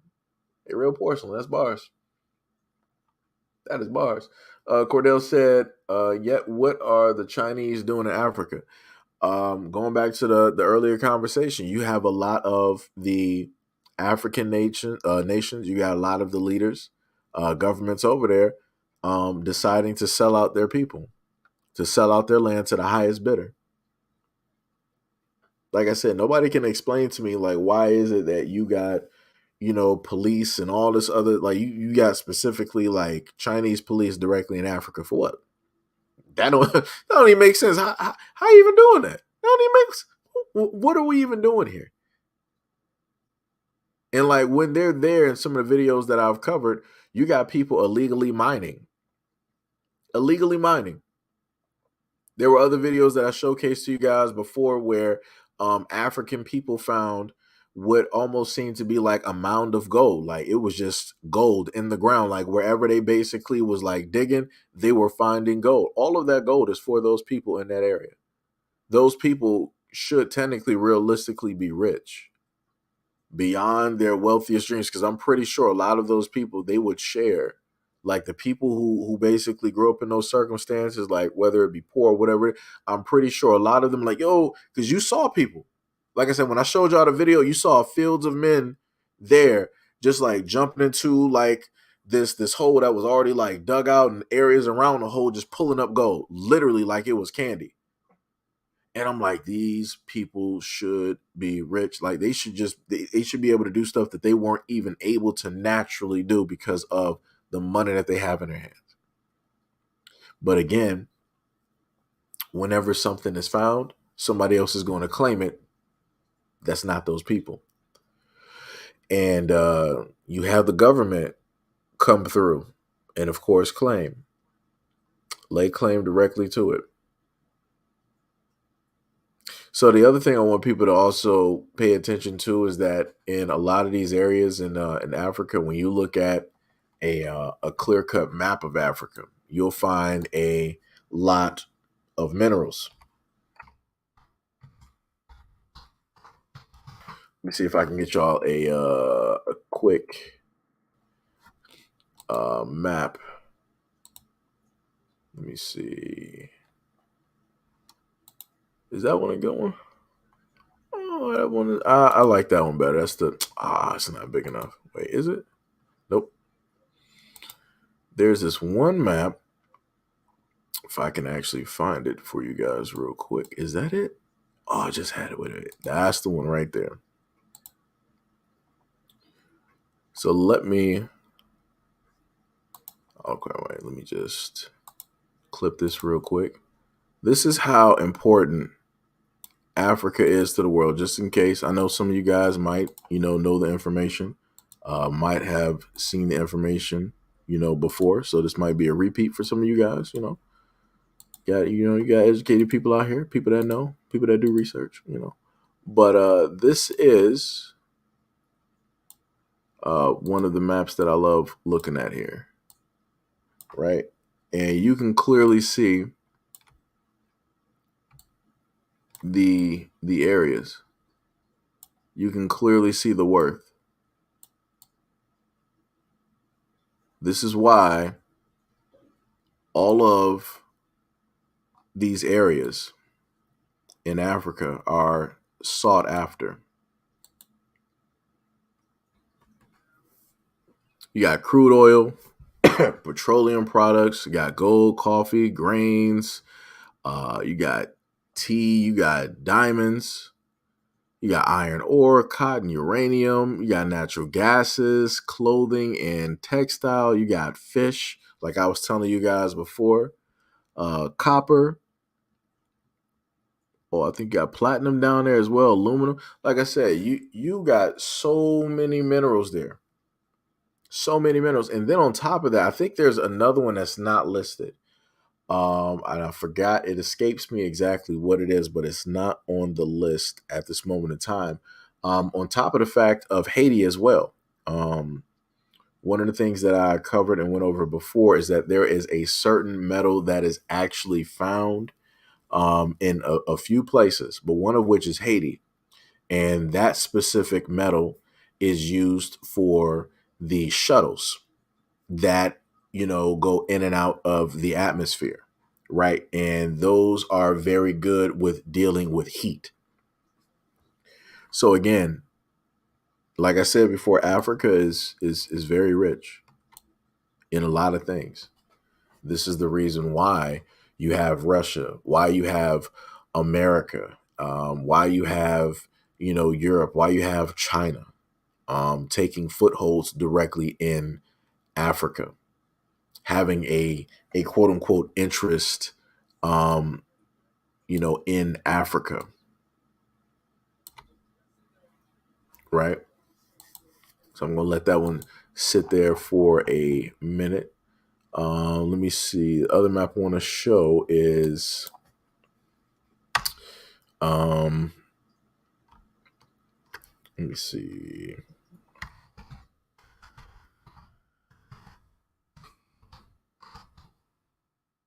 Let me see. Let's fit in Africa.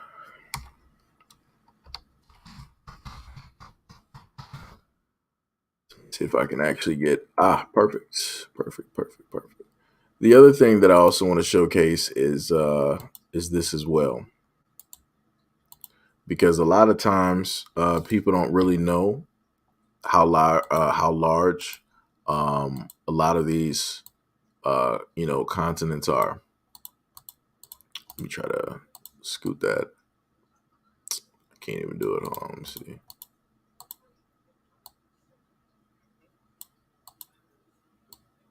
Huh. Why can I not? Let me see. Move that one. It says the Umbrella Corp. I'm trying to figure out which one am I moving here.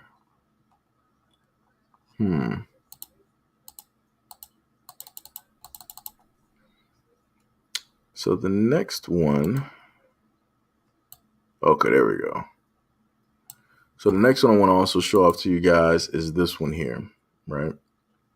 The other importance of Africa as well, which is also the size, to let people know the size comparison of the rest of the world, right? So you got the main majority of the continents fitting directly on Africa, just well within. Look at China. The United States is fitting comfortably. You got the UK, Italy, Germany, France, Spain, Eastern Europe, partial, India, Japan, right? I think, what is that? Is that like Australia on the side? I think there might be like Australia on the side, or maybe one of the poles. No, actually, I'm sorry. That is, I think if I'm looking at where the red follows, that might be a piece of China there, I think. But like I said, again, what they don't sit up there and show you directly in school. Whenever they sit up there and show you Africa, it's like, yeah, all the other European countries are way larger than Africa. Africa is not that large, but whenever we see the movies, right, whenever that globe shows up at the starting of the movies, the first thing that you see is Africa. You don't see no other continent. The first thing you see is Africa. But they sit up there and play you when they sit up there and educate you. Be like, oh yeah, Africa, it's not even that big. It's not even that big. Not even that big. Full on lie. Full on straight lie. Again, you got pretty much 1 billion people directly on that continent. In India, they have 1 billion. China, then you more than likely, have a nice number in South America as well. Like I said, pay attention to how the continents that quote unquote have melanin have the highest populations in comparison to the European areas. Funny how they never talk about that or even try to bring that up. Amazing. Amazing. Cordell Lewis said, coming to America should be based on a true story. The continent of Africa has the most natural resources. That's bars. Keith Luckett says some of the Africans are softer than medicated cotton. Hey, like I said, that's an internal thing that they gotta deal with. They gotta, understand that, you're gonna have to, start dealing with a lot of your people. So that, you don't have any coups and you don't have any traders. You don't got people that's willing to sit up there and sell you out to the highest bidder. Like I said, you got a lot of Africans. They gotta figure some stuff out. Like I said, a lot of them are not even fully woken up and even understand the plight that they are currently in, that they're also allowing themselves to be in, walking directly in there. Because they're under the whole thing of like the Trojan horse, which is like, oh man, these people look nice. They're giving us aid. They're doing this for us. They're helping us out. You don't even need help from these other countries. Like one of the African leaders said, it was like realistically, the aid is holding us back.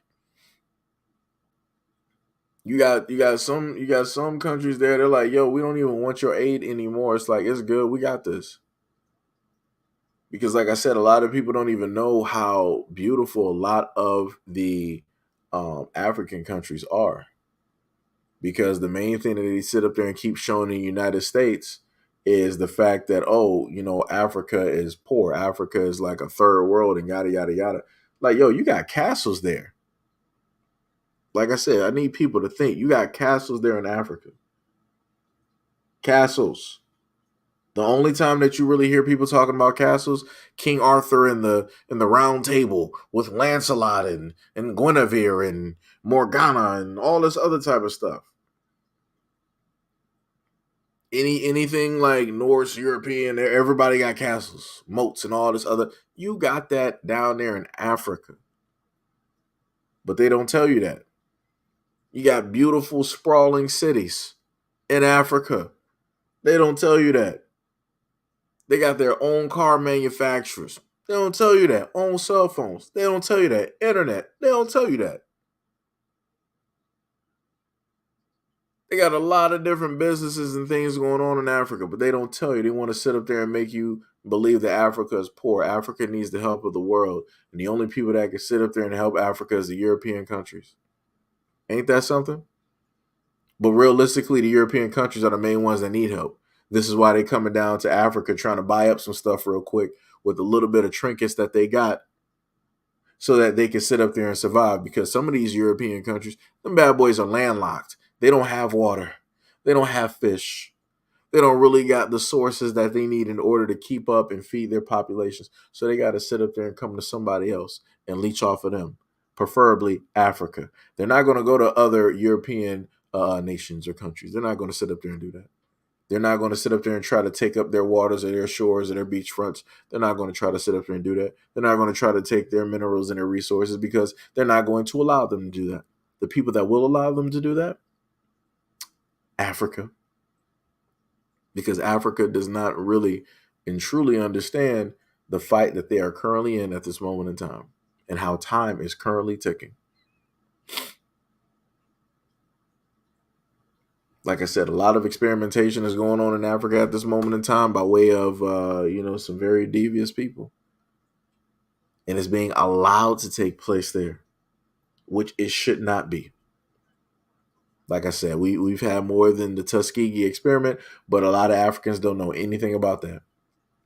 So they wouldn't even really know if they are really getting experimented on because, again, a lot of these people from these European nations, including America, they're going directly to the villages to perform these experiments directly on the people. Because what are the villagers going to do? They're going to believe the European man when he comes in here that, he is here to help us. He is here to save us. They're here to benefit us because we're not able to do for ourselves when they are. And again, I want people to understand the reason why Africans are being tested on is because whatever they test, if it works on them, that means it will 100% work on everybody else. People need to pay attention.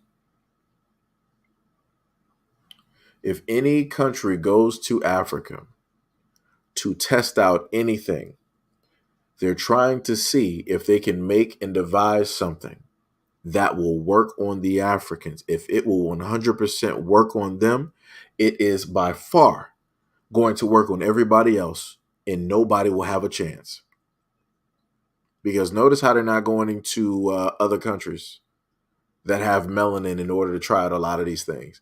They always want to run trials and tests directly in Africa. And it's like nobody is like asking, why is this? Why aren't you trying out these tests in your European countries? Why aren't you trying out these tests in North America? Why aren't you trying out these tests over in South America? Why? Nobody? But we're just watching and just letting it happen. It's crazy. Yo, Black Beauty, what is up? What is up? Big Hair said, what's the best place to live in Africa? See, that I would not be able to tell you. That one I can safely say beyond a shadow of a doubt, I do not have the most information directly on that. But you do have people that have visited. Like you have Phil from the Advise Show. He has visited Africa a great deal of many a times. He has videos directly on there, very educational and informative. He also has some African women there, and I think they've also done some videos as well. You have other people on YouTube that have ventured to Africa, some of which might be expats who have decided to give up their American citizenship and just get and have and hold citizenship directly in Africa.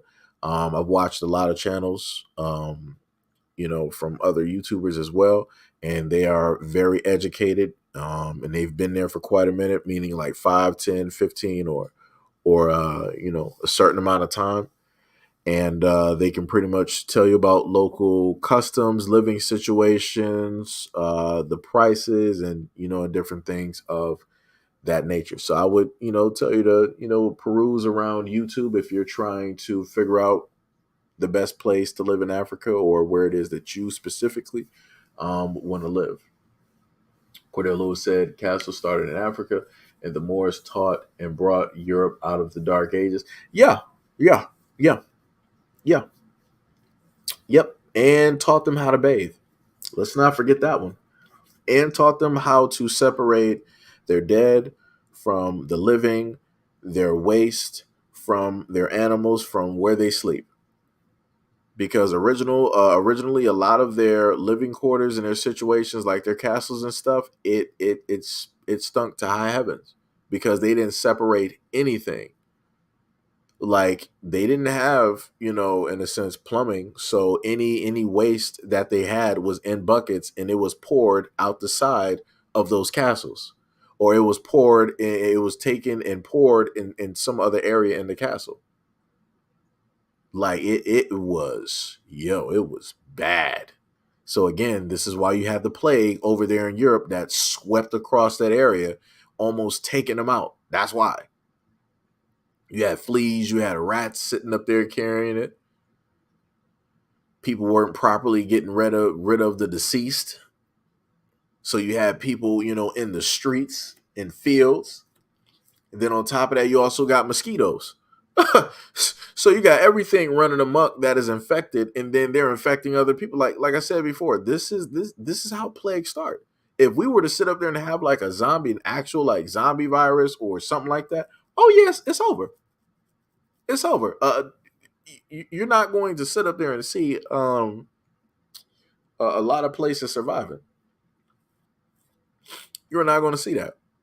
Like I said, we already went through the whole thing of the pandemic and people probably making videos. Oh, I don't wash my hands. When I do number two, I just sit up there and just check real quick. If it was a clean break, then I just put my hands under some water, no soap, and that's it. Craziness. And I'm like, why are people probably admitting that they're dirty? Like, this is crazy. This is 1,000% crazy. Why do that? Why do that? Why do that? Why? Like I said, this is when you got to sit up there and start looking at people strange. Completely, like this is crazy. Like I said, before I get off on a tangent, let me let me continue. Big Hair said that they admitted to injecting them with AIDS.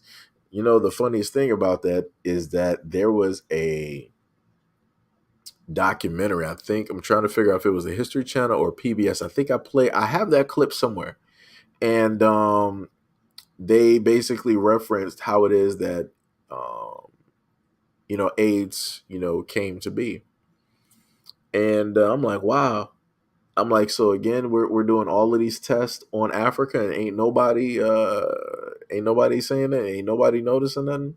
Because again, if we're going to think about AIDS and everything of that sort, you would think that would be something that was just here since the beginning of time. Then it's not going to be something that just crept up, because oh boy, like I said, people will understand. People will understand. One of the main things that have always been stated is that if man needs a cure, everything that man needs a cure for is directly on this planet, right? And that was something that my grandmother had mentioned to me.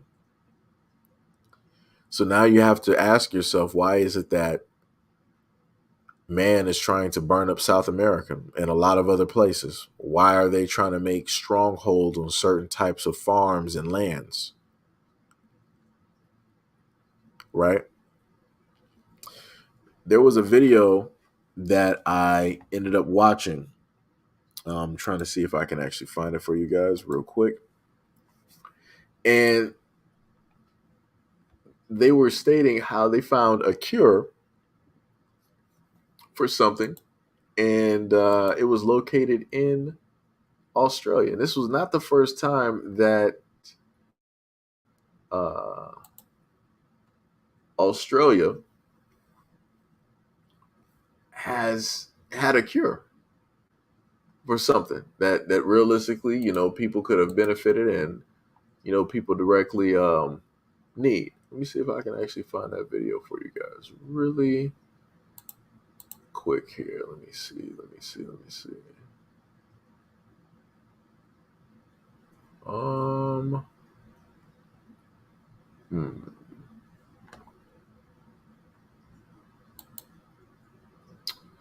I cannot. Let me see if I can find it. If I happen to go through. Oh, also shout out to any and all of you guys that are currently here at 6:05 in the morning. Good morning, good morning, good morning. Much love, respect, and appreciation to everybody here at this moment in time.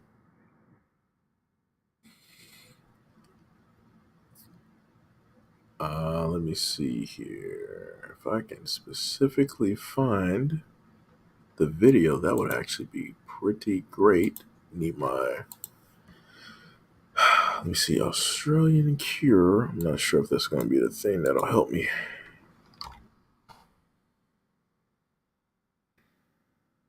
Um.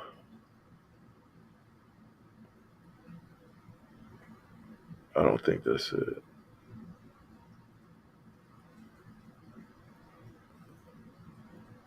Nope, that was garlic. I remember that one. That was back in June.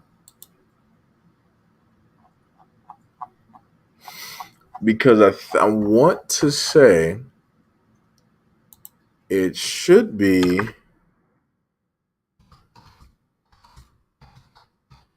cancer.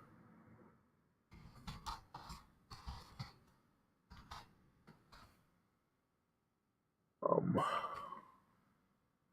see Australia.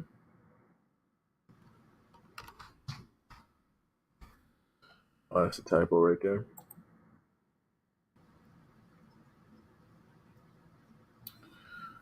Let me see here. It took a little bit of a minute to actually find this before.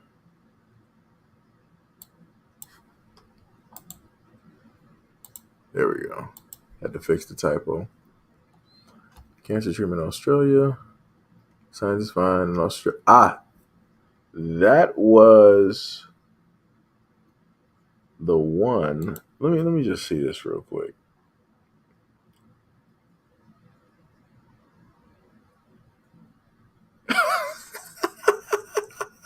Okay, so let me just read this one directly off to you, right? Okay. So gotta in a sense go by the how they decide to do like the fact check, right? So scientists find an Australian berry that can cure cancer in 48 hours, right? A chemical isolated from an obscure Australian berry has shown potential as a tumor killing agent, and clinical trials are underway for its use in animals and humans. Now, I want you guys to know that when I originally saw this, let me see if I can find the name of the berry. Let me. Oh wait, is the broadcast up there? Ooh. So when you click on the Yahoo link, it does not show up. That is very interesting. That is very, very interesting. Let me see.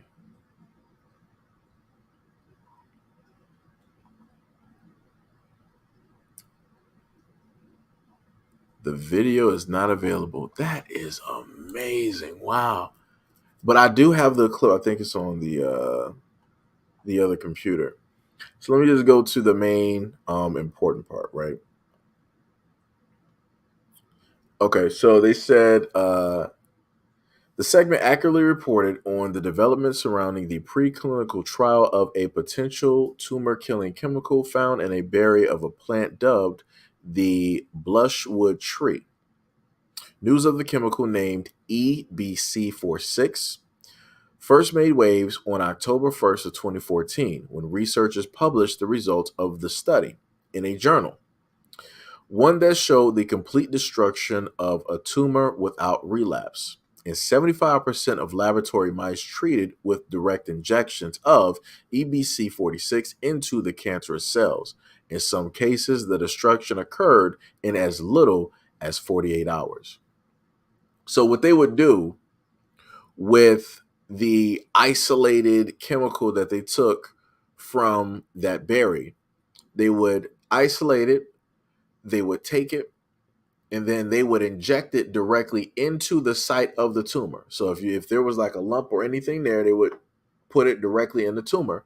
And what they found was that over a very fast time period, if you were able to fill it, if it was basically there, that tumor basically was deleted because whatever is in that berry, whatever they isolated, automatically made the immune system awaken and attack the cancer, destroying it. So again, going back to what my grandmother had told me, that if man needed a cure for whatever they are suffering from, they can easily find that on the planet. So this is why people have to, pay attention to some of these land grabs. They have to pay attention to how it is that these companies are trying to patent or genetically modify some of these plants so that they can patent these genetically modified plants so that they can basically hold the patent, so that they can hold the money and the rights to the cure. Like I said, they've been had a cure for cancer, and this article was, they said that it first made waves back in 2014, right? So people gotta, again, pay attention. And again, it's funny, like when you happen, I'll tell y'all this. The moment in time that you happen to notice or see an article that is very interesting, that has some very important information, and again, they will have articles out there that will give you very important information, but that will probably be one of a few that will actually do it on repeat. Always note that a lot of those articles will disappear. You might not be able to find those videos that were related directly to that article because they are trying to specifically hide that information from everybody. They don't want people. Note, chemotherapy is billions, if not potentially maybe even $1 trillion industry, because they give people hope. They're like, all right, we can give you this radiation. Radiation pretty much kills all cells. It don't matter if it's healthy. It don't matter if it's in the middle. It don't matter if it's radiation kills everything except for roaches. I don't know what roaches, which cockroaches are made of, but if a nuclear war and fallout happens, cockroaches are the only things that's going to be living on this planet, running around. They're going to be mutated like the roaches on Mars off of that anime. They're going to be big and strong, muscular, super speed, and all different types of stuff. So the main thing that I want people to understand, that radiation is not a cure all, and again, this is not to offend anybody that is going through chemotherapy or know somebody that is going through chemotherapy or anything of that nature, because I've known some people that have fought as well, and they ended up still losing their loved one. like it was, it was in, remission, and you know, um, they ended up losing them. So, this is why I am, I'm not, I don't really, in a sense, really advocate for, in a sense, Western, the main modernized medicine, because a lot of that stuff is meant to take you out. It's not meant to keep you alive. It's meant to string you along, as long as they can make money off of it and make money off of you and your insurance. Is meant to sit up there and do that. And by all means, it does that. The wizardry, the sorcery, whatever they're sitting up there doing, concocting, it does that very well. But when is the last time that the medical medicine industry has actually cured something? I can't even tell you nothing.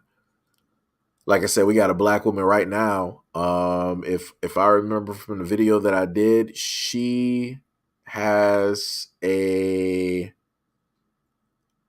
was it laser surgery? Was it for cancer? It was a few different stories I think I covered before. One had to do with cancer. It was a very safe way to get rid of cancer, dealing with lasers and such.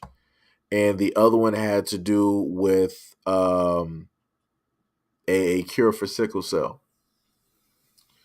And like I said, we have cures for a lot of things, but notice how you don't have a lot of millionaires and billionaires. I'm talking about ordinary millionaires and billionaires.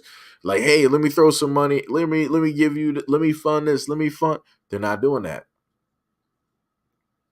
They're not doing that because it's not in the best interest. Because once you cure something, you can no longer make money directly off of it.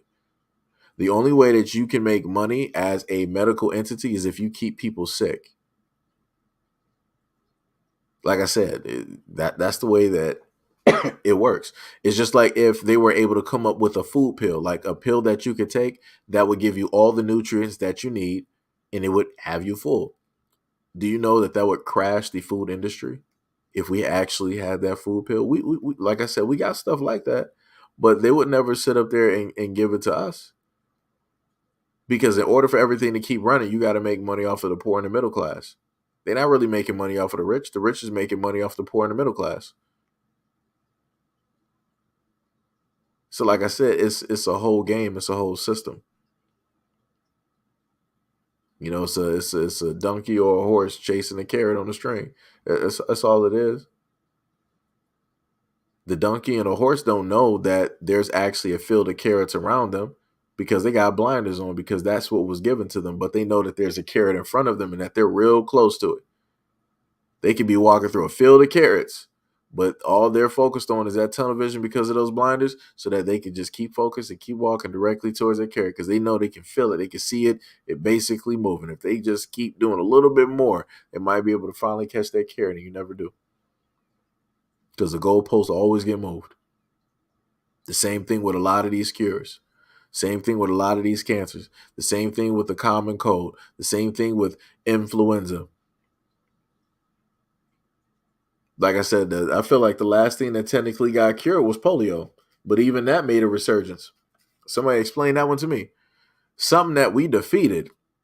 Something that we defeated, in that it took for them to experiment on Africans on in order to get the cure for.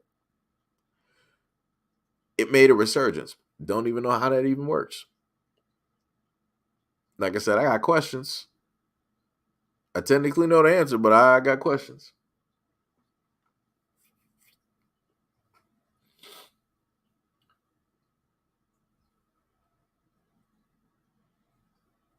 Phil said we need to leave. Yeah, that's true. Yep, he does. Big Hair said they took out the woman who blew the whistle on them. Hawaii might have been a land grab before the wild. Oh yeah, it was. Yeah. It's been a. It's yo. Let me tell you something. Who was that said that?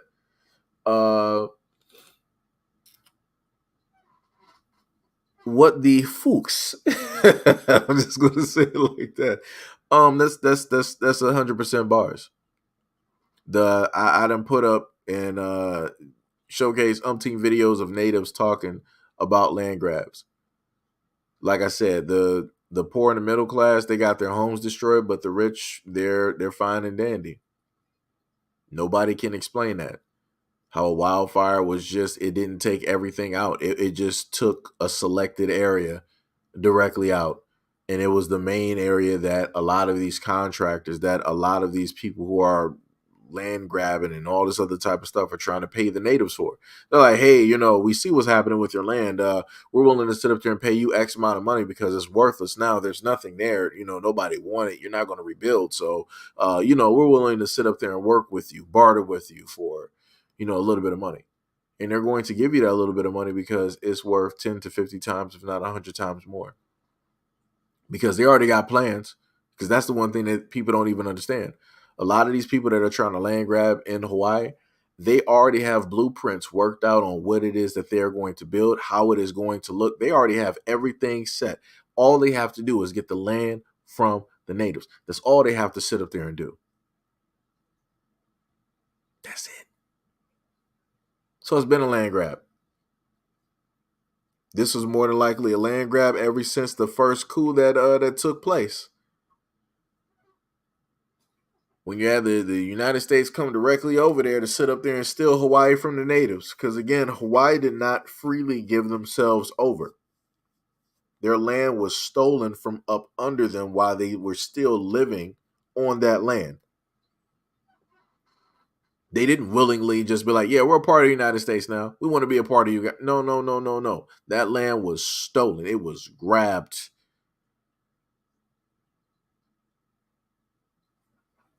They did everything in their power in order to do what it is that they needed to sit up there and do.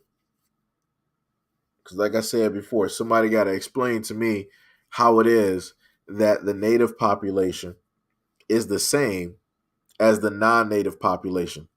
That just shouldn't be. No matter how many times Africa has been invaded, the native population of Africa will always be dominant versus the people that invaded.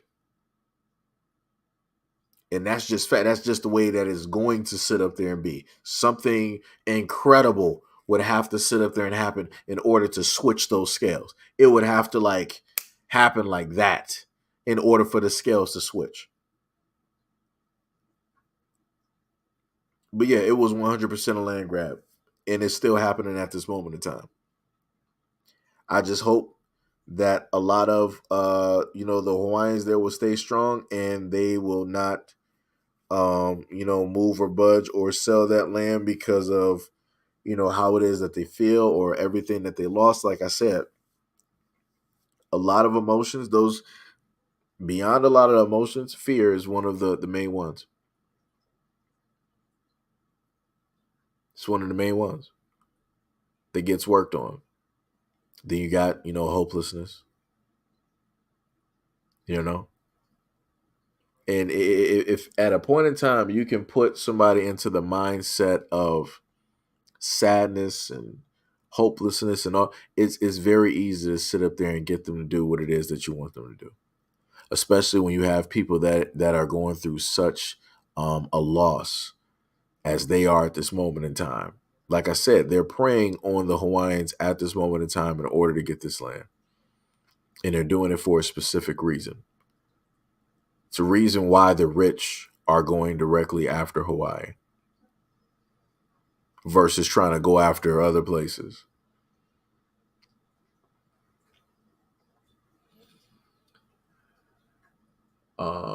Big Hair said Orly Smith, cancer research. I think that's the woman's name too.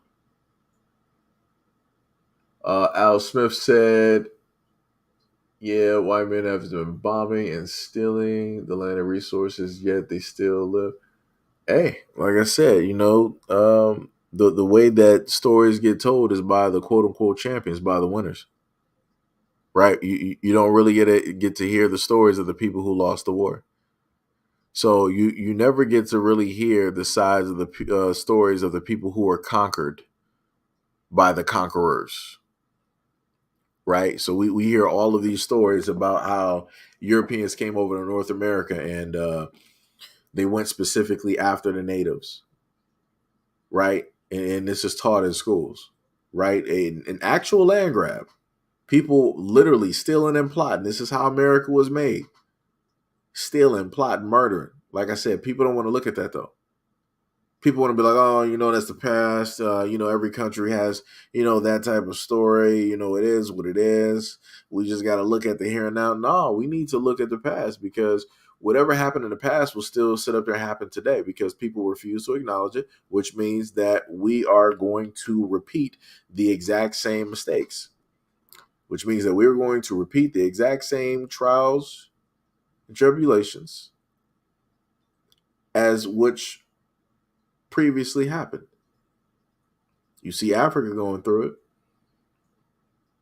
You see many other areas around the world going through it, because they have not learned from either their own history or from the fact of other people who are currently, or who have gone through it.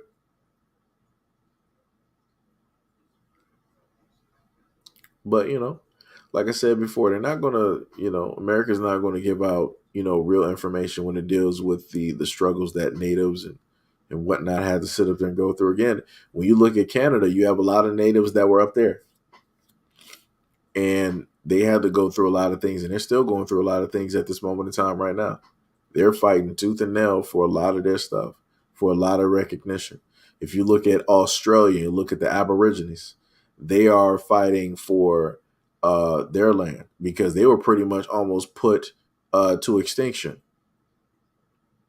As soon as the Europeans came, they're almost put to extinction. Like I said, the natural people of Australia are melanated, heavily melanated in a lot of cases. But yet, when you envision Australia, you see nothing but light. Ain't that something? And then the main people that try to voice or represent the Aboriginals are the people that are not even indigenous to Australia. And a lot of people will sit up there and say, indigenous, well, my parents were born here. Where did your bloodline come from? It didn't come from Australia. Like, you're coming from like King John or whoever it is. Like I said, people want to sit up there and play these types of games just because you got a few generations born there. That don't mean that you're indigenous. That's great, you were born there, but that doesn't mean that you're indigenous. Again, if anybody were to look up the actual definition of American, the main first definition that will come up is that it would be referencing the indigenous people of North America. That's who Americans are. But a lot of people don't want to happen to hear that. Matter of fact, let me see. Do I got the book? I got the book right below me. Hold on, give me a second. I had to go to the floor. I had to grab this book because I did this a while back. I had to give off this definition before. Let me see if I can read this for you, right? So the definition in this dictionary, right? It says American, right? Pertaining to America, right? The next one, American, a native of America, originally applied to the Aboriginals or the copper-colored races found here by the Europeans. Let me repeat that one more time, just in case anybody in the back might be European, pagan, a descendant of thieves. Let me repeat that one more time. First definition, American, pertaining to America. Part 2, American, a native of America, originally applied to the Aboriginals. Aboriginals are people who are indigenous to the land. Europeans are not indigenous to North America. Or the coppered color races found here by the Europeans. Again, copper colored. That's not European. That's not European. That's none of that. And they said that the Europeans found. You can't find something that was already here and existing before you even got here. Like I said, it's amazing how people say stuff, right? But now, pay attention. But now the definition is applied to the descendants of Europeans born in America. So again, for anybody who is Caucasian, you are not indigenous. You are not an aboriginal. You are not the first here. Your ancestors, quote unquote, discovered that there were other people here that did not look like them. They were copper colored. When you look through your family tree, that is not you. So again, where exactly specifically did you come from, and how is it that you could sit up there and claim a land, quote unquote, discover a land of which somebody was already living on? Say, oh, we call this North America. Ah, we founded this land. Let's start building. Let's modernize this because we got the savages here. But yet it was the copper colored people, the Aboriginals of North America, who taught your people how to survive and live here. And the thanks that you gave was pretty much eradicating that group of people. It's amazing how a lot of this is actually taught in schools, but nobody looks at how America was founded as something that's wrong, something that just should not have specifically happened. Right? People sit up here and they allow you to live, they allow you to breathe, they teach you how to fish and how to hunt and everything like that. And your thanks is pretty much putting these people to extinction. And then you want to exile them off to some lands that you decide to give them, while then also taking over other land, such as the Grand Canyon, which the Grand Canyon is hiding a lot of nice little discoveries, things that were there way before the Europeans. The Europeans didn't build any of those things in the Grand Canyon. Parts of the Grand Canyon are not for the public to see, and it's for very specific reasons. Because again, that's other history there that they are not trying to admit to or show off to a lot of people. And again, you also have indigenous land that the government is like, all right, you know what, we've jacked up all this other land. We're gonna save a lot of this land, and this is just government. It's not for the indigenous. Remember, the people who are indigenous and the people who are aboriginal to the land, who were originally there, they know how to actually take care of the land. They're not going to jack up the land to the point where it's just going to be non-existent, where they're going to be putting animals and different things into extinction. That's not what indigenous people do. They respect nature. They respect the order that is there, and they only take what it is that they need and nothing more. But when you have other people that are not naturally there, such as an invasive species don't care about the order. They just care about what it is that they need at that moment in time. It's like dealing with locusts, right? First you got grasshoppers, right? Let's think about some of the locusts in Africa, right? There's a certain type of locust that they're normal. But once it hits a certain type of point where there's like an abundance of greenery and water, the locusts start to go from their natural color. I mean, the grasshoppers go from their natural color and they start to turn into locusts. And we all know what locusts do.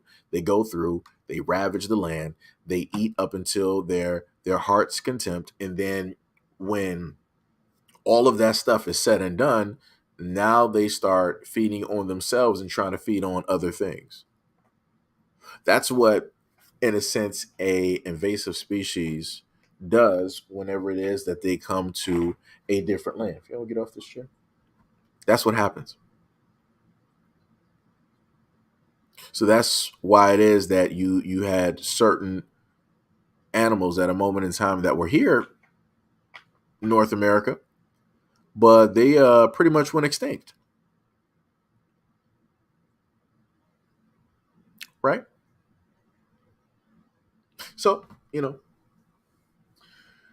just saying. Just saying. Big Hair said it made me sick. Right, right, right, right, right. I got suckered in. Don't get it. Like I said before, I understood that certain people had to because of the situations that they were in, because of the line of work that they have, to take. So, I get it. If you got a career in a certain area, certain things transpire and or happen. As other people have stated, some people have escaped and no worse for the wear, completely fine and dandy, which is great and a miracle, directly within itself. Just pay attention to the future and how things are moving, and you just gotta figure out what to do for the future and how to move. You know. Uh, Let me see. They're the only ones that want to sit up there and take out everything, right? Al said, "Oh, okay, okay. I know where Al is. Al is on the. Uh, that was probably about like what about like 50 minutes ago. I know where Al is.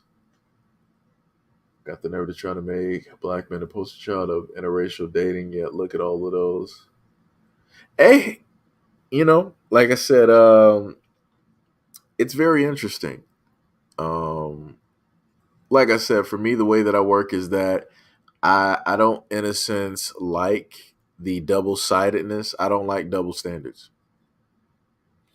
Double standards. Like I said before, the world is the way that it is. Can't really change a lot of things. But certain double standards should not exist. Like I said, I've covered quite a few videos directly on that, and the foolishness is quite hilarious. It's something that in a sense should not specifically exist, but it does. You got people out there that feel that what is good for me is not good for thee, right? I can sit up there and do it, but you bet not do it, right? And I'm like, hey, it is what it is. If you can sit up there and do it, you shouldn't have a problem with anybody else sitting up there doing it, and vice versa. But that is not the society that we live in when it comes to America, and it's the craziest thing. And again, I've showcased some podcasts where you've heard women say those exact things, and I'm like, that's quite backwards. But can't help everybody. Um, let's see. Well, I'll say this. Everybody has their own outlook. People have gone through their own trials and tribulations. Some people have gone through some very bad relationships. I've noted one of my relationships and the circumstances that I've dealt with in those relationships. This is why I've stated before that I advocate for uh, men to go out there and get paternity tests and everything like that. I don't care if you even have an inkling. It is your right to 100% have the utmost certainty. To know. Because the only person that knows when it deals with paternity, when dealing with the woman is the only one that knows who the actual father is. That has been proven. No man knows because that is not a man's body. A woman knows who it is that she was with, who it is that she slept with, and different things of that nature. Um, and even with that example, and that is something that I went through myself. Um, I know specifically that that was one black woman who decided to do that, right? And yes, I can sit up there and tell you that it still technically hurts. It still affects me, still to this day, and and everything like that. But I just had to get to a certain point where I could not, in a sense, blame everybody else for something that one person did. And I'm not telling you that you got to do the same thing or whatnot or whatever. Everybody comes to their own understanding, growth or whatever it is. Like I said, it took a lot for me to sit up there and get there, and it changed my view on a lot of things. A lot of things, trust me, a lot of things. But so that other black men out here don't have to go through the same thing that I've had to sit up there and go through.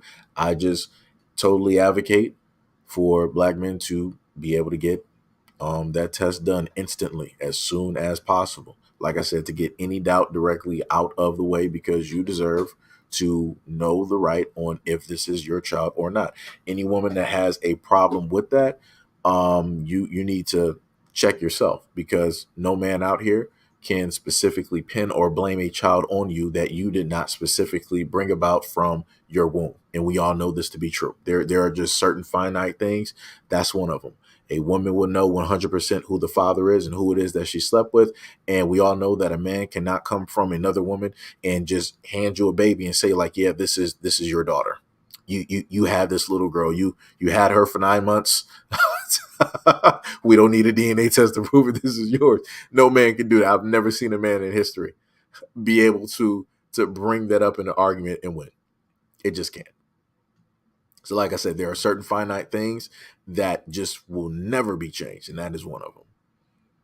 So again, just like how a woman knows who the father is, a man needs to be able to take a DNA test in order to 100% know that, hey, this is my family. Let me see. Big Hair said, I can't work anymore. It took me out. Oh, my I'm sorry to hear that. Hopefully I would say try to, look up some holistic types of avenues to try to cleanse your body, and different things of that nature, and stay very strictly to that. And again, a lot of the things that we go through, there are different things that can benefit and help us to alleviate a lot of those things. We just have to do the necessary, research and the looks. And again, like I said before, if anybody out here is very, like health conscious or anything like that, I would tell you, if you can happen to find information, make sure you save that on a hard drive or disk drive, whatever it is, disk, hard drive, floppy disk, just for some people that might be out there, an SD card, whatever it is. Make sure that you're able to save that directly off of your computer, so that if any moment in time, let's say like the internet goes down, because I gave you guys a live stream where they were specifically stating, this is the government and everybody else stating that, hey, there's going to be a cyber attack. We don't know when or where it's going to happen, but probably within 2 years, something may occur that's going to be dramatic, and it's going to deal with the internet, right? So they're priming, they're getting people prepared, they're telling people. So it would behoove a lot of people out here that if you are highly into certain types of information, like how to survive, or how to build, or all of these other types of things, get you a nice little 500 or a terabyte hard drive, and start downloading some videos and start downloading that information so that you can have it. And for some people that might say, well, Seji, if the electricity and everything goes out, how are we to sit up there and acquire the information that we downloaded? Well, you can use not solar panels, but they have solar batteries and other solar devices which charge directly by the sun, and they can give you up to 8+ hours of time directly for those devices that you can use. So, that's just one way that you can do it. They also have certain videos online where I've seen some guys that live off grid, where they took apart an old washer and they broke it apart. They put it into a stream to make their own hydroelectricity that can run some basic, appliances. So again, if you want to learn certain skills and DIYs and different things of that nature, the information is out there. You have a lot of knowledgeable people who have created YouTube channels or blogs where you can specifically go to search and find this information. There are some other people specifically out there who have made YouTube videos where it deals with mushrooms, where you have mushrooms out there that are edible, that are found in North America, where they deal with helping with anxiety, um, different types of brain chemistry to like soothe and calm it down. You have other types of mushrooms that you can um, make into a type of a paste where you can put it directly on the skin to alleviate certain types of pain, such as like burning and different things of that nature. Other mushrooms that can help people sleep, and all different types of things. Again, you have some of these books you can get from Amazon. You can again, go to blog sites, watch YouTube videos, documentaries. Like I said, I would highly tell people, if you're not into survival, you might want to learn a few things. You just might want to look at a few videos on how to build like a grill and different things of that nature. So at least you got a basis to start from, just in case anything happens. Because let me tell you, if anything was to show you how the world would look if something goes out, anytime you see any of these end of the world movies, the aliens are coming, earthquake, tornado, hurricane, the first thing people are going to sit up there and do, they're leaving their homes and they're going directly to the inner city. They're going to any and every store, and they're going to rob every single store and take the stuff that they need, and they're especially going to take the stuff that they don't even need. And then lastly, they're going to start to go through people's homes. And then while also potentially going through people's cars. So like I said, it would very much behoove people to learn certain types of skills and to also practice these with your family and with your kids, so that everybody knows, just in case anything happens to anybody, somebody knows how to do something, so that everybody ain't left out there in the dark. So again, they have certain types of filters that people can use, which can filter stream water, dirty and muddied water. And you can buy those filters directly online, and you can carry those with you camping. Let me let you know, if anything happens to the water, we seen what happened with Texas, and I showed y'all videos that when the water, when the proper filtration was not happening due to the plant or whatever it is that was out, you had parasites in the water in Texas. People were literally getting water out the faucet, and you saw parasites squirming, wiggling, growing, going through puberty directly in that water. So a lot of these filtration systems will filter out a lot of the dust, the dirt, the particulates, the parasites, and everything like that, allowing you to have clean water for cooking and drinking. You also have a lot of stuff online that you can get. You got solar generators, you got backup batteries, solar lights, and everything like that that you can also use as well. Um, what else? Big Hair said, all of my relationships were bad. I don't pick well. Now I'm single and I'm okay with it. Let me tell you this for Big Hair. Um, the one thing I've done directly on my platform that I've, tried to do is, in a lot of instances, try to be as honest as possible. Um, and, admitting, that you in a sense can identify a problem. Because the way that I've gotten to the point of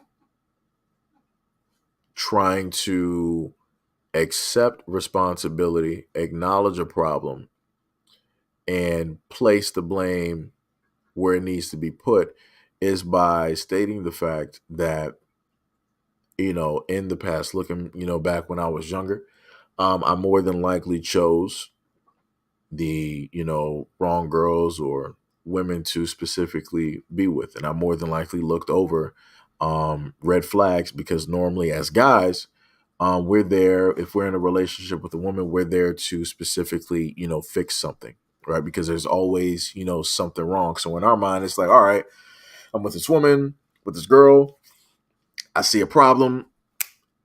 Let me put together a plan to sit up there and fix it. So even if that means trying to better the woman, to try to like fix her, to get her to that point of like realizing her value and everything like that. You can do that as a man at the detriment of your own, right? Your own health, your own, well-being and different things of that nature, your own happiness.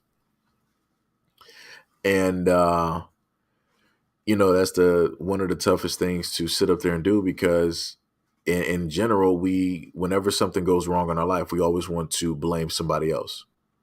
We always want to say, oh, I was perfect in this relationship. This was, this person's fault. Every relationship I ever been in, it was the other person's fault. I was always perfect. I did what I was supposed to do. You always hear this from a lot of women, right?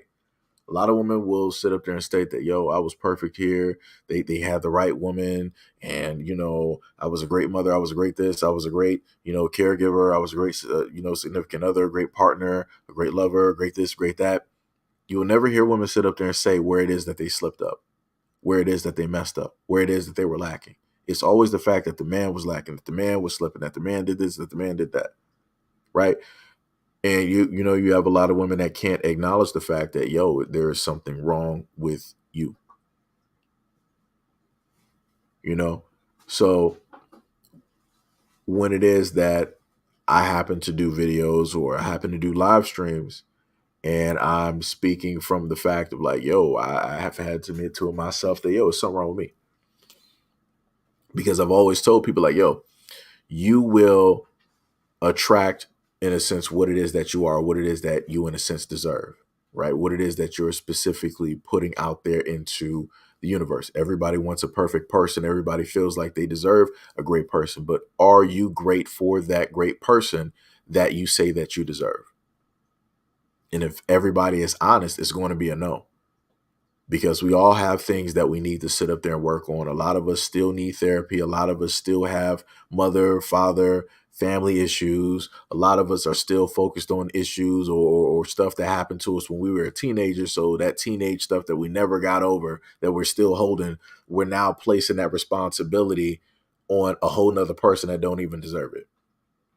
And that's the problem with a lot of people, especially in a lot of relationships. We get into new relationships with people and we place our problems, our burdens, our curses. We put that on a brand new person to sit up there and deal with and have to fix, because we don't place ourselves in a better position, because we're not in a better position in order to fix our own problems and our own situations. So we put that directly on somebody else because we feel that they are more suited for the job. But if they try to fix it, we then critique the fix and say that you should have did it this way, or you could have sat up there and did better, when it is us who should be the ones to try to actually fix it and actually get to the point of actually doing better, instead of throwing that responsibility on somebody else who doesn't even deserve it. So this is why when we sit up there and look at a lot of marriages, and people being, either in marriages or people being engaged, this is why we have a lot of divorces that are going into that's running the way that they are. They're full on divorce, right? When you look at the statistics that I went over before, about 70% of the divorces were by way of women. Then they later stated that once women were, college educated, that shot up 80+%. So you have women that are unhappy directly in the relationships, because a lot of women, in a sense, settle for a guy that they specifically didn't want, because the guy that they wanted did not specifically want them, but they still want that guy, right? And then you have other guys who, in a sense, do the exact same thing. So this is why you have, within marriages, people decide to slide off to the side, because the person that they slide off with is technically that person that is the best match for this certain thing that they really, really like, right? But at the end of the day, they still, in a sense, have feelings for or love the person that they are in a marriage with, but they just don't fit specifically with this. But that's also due to the fact that a lot of people don't, in a sense, fit with themselves. A lot of people are not okay with themselves. A lot of people don't value, respect, and love themselves. So when you have all of that in culmination going on, how do you expect a lot of people to love and respect another person when it comes to a relationship, being a fiance or being in a marriage and having a family? You can't. It's impossible to do.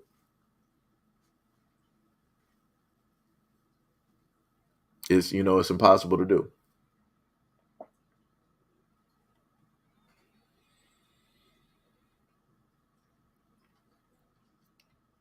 Big Hair said, I have a kind heart and just was stupid. I'm not a liar, so I had to learn that people lie. Yeah, that happens. That happens. Like I said, this is how, like I said, a lot of people don't understand how a lot of nice people start to become jackasses. That's in a sense how it happens. A lot of women don't understand how a lot of dudes became jackasses, or whatever it is that they want to sit up there and call them. And that's because at one point in time, you had a lot of guys that were actually nice, and then they got mistreated. Stuff happened. They got lied on. They got lied directly to. And that does something to a guy at a young age, and especially when he is in that whole thing of becoming a man. Like it will start to skew his view directly on women or a specific group. But lying and different things of that nature, um that happens. Trust me. I've gone through that. And you got some lies. Some people say that lies are just lies, and I'm like, nah, they're tier lists. There's levels, to lies. There are some very unique levels, directly to that. But the main thing that we can do is just learn, and we just got to keep walking with the information. And if it comes to a point in time where we see somebody who was once where we were at that station in life, like let's say you were like 18 or 19, our job is to hand over that information so that they don't have to at least deal with that bump in the road, with that, obstacle, with that pothole, right? So they can sit up there and dodge that and be better than we were, right? You said, I am an empath, so I draw the wrong people to me. Um, I'll tell you like this. I 100% understand the empath part. I know a lot of people might not, get that or understand it, but I'll put it to you like this. At a point in time, it still technically happens every now and again. Um, when I happen to do certain stories, those emotions, that story, that tone, like a lot of the stuff, it stays. It's there. It's like a residual, and it's hard to shake it or get rid of it.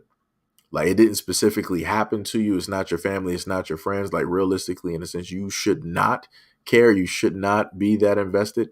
But due to the fact that it is, another person, and you understand the weight of that, it takes a toll. It hurts. It becomes a indelible mark, print. And again, being in that arena, that is a hard thing to basically shake. It is very tough. It is very tough. So trust me, I understand 1,000%. Some of the stories that I've done on either one of these channels, I've broke down directly, like recording, and it was just like it was tough. And especially if you're like reading some of these stories back to back to back to back to back, all in the same day. It's like you don't have no time to basically relax, take a rest, or anything like that. It's just a consistent hit after hit after hit. And it's not like you got, somebody to, really try to let the energy, off on. I'm not saying like, negatively, but in a sense to like talk, right? So, that usually is an outlet. Um, sometimes people might write. That might be another outlet and different things of that nature. So there was really no outlets. So at certain points it became a lot of rage. It became a lot of anger. A lot of anger. So yeah, trust me, I understand. I 100% understand. You said I just stay in the house now. Trust me, I completely understand. If you're going to stay in the house, I will tell you to get a game system and become a gamer. I will tell you that. If you are going to go the route of introvert, by all means, become a gamer. I don't care if it's PC. I don't care if it's on the Nintendo Switch. Trust me, you're gonna if you're gonna be on in the house, you're gonna need an outlet. You will best believe. Trust me, as somebody who is, I'm either or. So it's it doesn't introvert or whatever. I'm technically either or. Introvert is technically pretty cool. It's fine. Like I said, you get to stay to yourself. You don't really got to worry about nothing. You don't got to deal with like other people's like energy. It's not even much of a hassle. You don't got to deal with too much foolishness. Like I said, a lot of people don't know how to, in a sense, deal with themselves. You got a lot of adults out here who are adulting, but are still not adults. A lot of adults are not fine and okay with being with themselves because they don't even know what that means. And that's a whole nother problem. Like I done seen too many 30, 40, 50, 60 year olds that do not know how to sit still and just be there. Just be in that thing. Just be in that energy. Just be with themselves and to be able to deal with themselves. In order for them to be fine with dealing with themselves, they have to have somebody else to be able to deal with them. And that just it doesn't make sense because that's going to be a forever chase. That's like how people, search out on social media for like a dopamine effect. Like once they start getting like, those likes on their pictures on IG and all this other type of stuff, now they gotta get that next hit. They gotta get that next hit. It's the exact same thing. Like I said, you realistically you have a lot of adults out here that are still children, and those adults that are still children are out here creating and raising other children. You know, Big Hair said, "You're right. The guy that I really loved didn't pick me. Still very sad over him. Yeah, trust me. Trust me. I understand it. Trust me. I understand it. I got stories. Trust me. I got stories. I got stories. Some of which I have told during live streams. Trust me. I've been there. I've been there. Like I said, time does heal all wounds. I can tell you. Like I said, things do get better. It's a slow and steady process, but things do get better. Like I said, you just gotta keep focused and work directly on yourself. You know, but also while doing that, you can cherish the moment, and you can sit up there and take trips. You can go out there and do things that you want to sit up there and do. Go out there, see the world and travel and see some statues, some waterfalls, and eat at different places and different things of that nature. Like I said, you don't got to put your whole life completely on hold, because trust me, I did not at all, because I'm gonna sit up there and still do the stuff I want to sit up there and do. You know. Um, Afro said, "You're absolutely right. People tend to blame others instead of looking at themselves. We need to take accountability for issues that we have and seek counseling so we may change the negative actions." Yeah, it's it's a work in progress. That's that's the main thing I always tell people. Like everything is a work in progress. Like I said, as they always say, Rome was not built in a day. Neither was the Earth, neither was universe. So the main thing that people just got to do is just take their time, and they just have to acknowledge um, you know certain problems and issues and different things of that nature, and things will start to get better. But the other thing as well is that things can only get better as long as the person wants them to be better. If a person wants to stay in a certain type of funk, or a certain type of like area in their life, sometimes you got to let people sit there. People move and learn at their own pace. So, you might want people to be at a certain, spot in life, but if that person ain't ready to be there, you can't drag them there. You can't force them to be there, even if that's you. You can't sit up there. I mean, well, technically, no, no. Let me recorrect myself. If it's another person, you can't basically force them to be in that place that you see them. If it's you, you better start, trying to see if you can fly. Because, like I said, that's what it's going to, sit up there and take. Sometimes you gotta, push yourself off that mountain to see, if you can actually fly, to see if you can actually land. You know, it's a tough and it's a hard and it's a scary thing to do. But if you could sit up there and at least conquer one fear, which all of us suffer from and have, that's a great start. It's a better start than a lot of other people. Big Hair said, "I call police stations and go off in them. It makes you feel." Wait, so wait. So you call random police stations and just like start having arguments? I've never heard that before. I'm pretty sure it's funny, but I've never heard that one before. That's something. That is something. I will say this though. I'm not sure if people are actually like plant people, but trees and plants actually have a positive benefit. When it deals with people. Number one, if you're talking to a plant, it release. It absorbs. What you exhale, and it produces oxygen, which is great. Um, but it also helps with the energy, right? And again, that's a whole nother avenue. So this is why I'm not mad when you used to have people that would like hug trees, because again, trees are connected to the earth.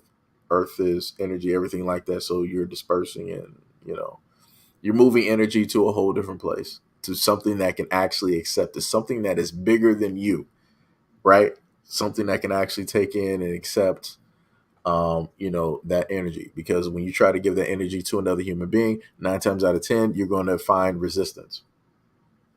And when you have that resistance, you're going to start to have regret. You're going to start to have anger, and a lot of other things like that. So, you know, Black said, "Are you talking about the African Revolution?" Wait, African Revolution. I'm trying to figure out.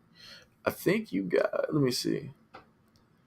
I might have been at the hour and like 50 mark. I want to say. Um, during that point, the hour and 50 to 2 hour mark, I was referring to Africa standing up against the different nations. Um, of course, when it deals with the recolonization of Africa, which I called before Neo Africa. So when you got China, Russia, the United States, and some other European countries basically vying for their spot, their footprint directly on Africa, but not because they care, but because of all of the minerals and the resources that they specifically, have up there. So yeah, that was something I was referring to and talking about earlier. Big Hair said no when they hurt or wait, huh? Oh, okay. I know what you're talking about. I know what you're talking about. Big Hair said, and I have started hugging trees, and it's amazing. Yeah. Like I said, um, that's the other thing as well. A lot of us, we keep in and we hold a lot of negative energy, and that also affects how it is that we think and we act and our outlook on the day or the week or the future, whatever it is. So the moment in time that we can actually disperse a lot of that negative energy, it will clear your mind. Trust me, I know from experience. Um, because I, lot of stuff there, and especially when I was younger, a lot of like anger and different things of that nature, and you got to figure out different avenues and ways to get rid of, certain energy, so that it does not consume you. And I can sit up there and say that it will reach a certain point. If you're not able to get rid of that energy, it's going to be like critical mass. You're going to get to that self-destruct mode. And usually when people get to a self-destruct mode, they don't just try to self-destruct by themselves. They usually try to take other people with them because of how it is that they feel, because they want other people to feel the exact same way that they feel. So if one person feels ugly and that is their outlook on themselves in the world, they want other people to feel the exact same way. So they'll do that by trying to attack the way that somebody looks, or if somebody's happy about something, they'll try to tell them like something negative about it. Like I said, it's a variety of different things. Because again, you got some people that understand how energy carries, and you got other people that don't. You know, and it's very dangerous when you got people that understand it and they deliberately try to derail somebody else's positive energy on purpose for their own benefit, so that other people can be where it is that they are. And this is also another reason why a lot of people should check and move around certain pieces when it deals with their own circle that they deal with. It don't matter if it's friends or family, because I've had to do it myself. So again, talking from that experience, it comes to a certain point in time where you got to protect yourself. So again, being an empath, you have to protect your energy. It don't matter if it's if you're in a relationship, protect your energy. It doesn't matter if it's family, protect your energy. Don't matter if it's a job, protect your energy. Don't matter if it's a complete stranger. Again, protect your energy, because at the end of the day, everybody has everybody is selfish in a sense. Everybody has their own best interest at heart. Nobody out here can care more for you than you can for yourself. Nobody can love you more than you love yourself. Right? You're the only person that can give yourself that. It don't matter if you're married to somebody for 30 years. That person cannot love you more than what you can love yourself. That person that you're married to for 30 years, they can sit up there and love you and tell you the greatest and the nicest things. If you don't love yourself enough in order to be able to acknowledge and receive that information, it don't matter. They're talking directly to a wall. The only time that anything that another person is going to say is going to matter is the moment in time that you're able to 100% accept that same message from yourself. Because anything extra is just going to amplify that. So if you tell yourself like, hey, I love, I respect, I value myself, and another person says it, that just basically amplifies the message that you already know. Right? Versus if you tell yourself that you're ugly every single day and all this other type of stuff, and then another person comes along, oh, you look beautiful, you look great, look at this, look at that. You be like, what are you talking about? I don't care what you're saying. I'm ugly. I'm this. I'm that. It's gonna be that type of situation where you're working not even against that other person, but you're working against the best interest of yourself.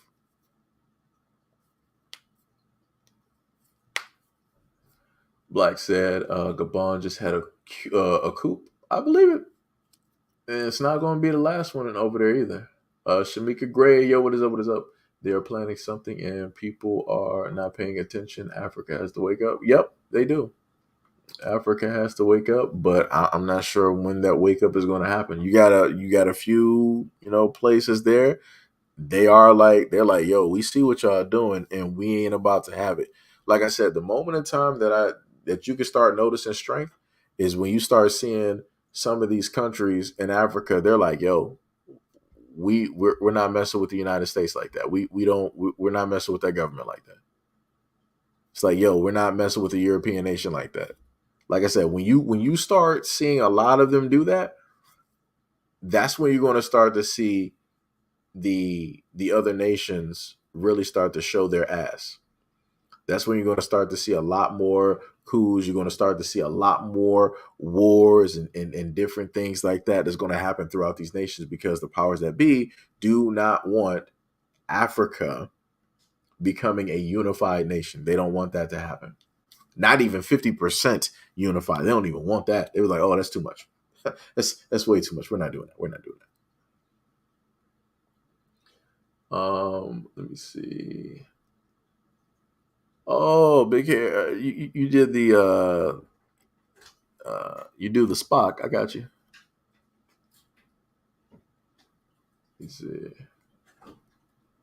uh, you said, I have no friends. Had to get rid of fake people. I get that. Yeah, that happens. That 100% happens. I'm learning to play the guitar. That's dope. I still want a husband. I'm okay with patiently waiting. All right, that's good. That's good. That's good. You said I hope Niger pulls through. Yeah, it's probably going to be a work in progress for them.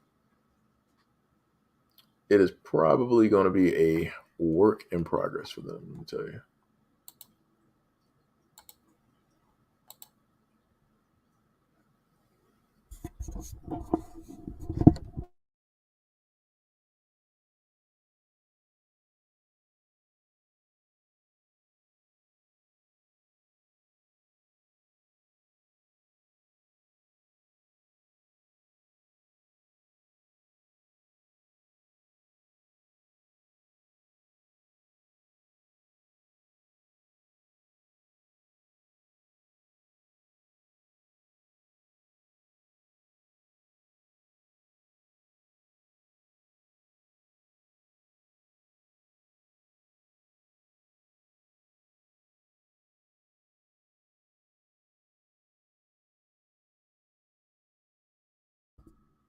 Well, let me see. Does that? Okay, there we go. So we said Shamika Gray said, LOL, I'm glad you are live. I'm in YouTube jail again for using the chair emoji and saying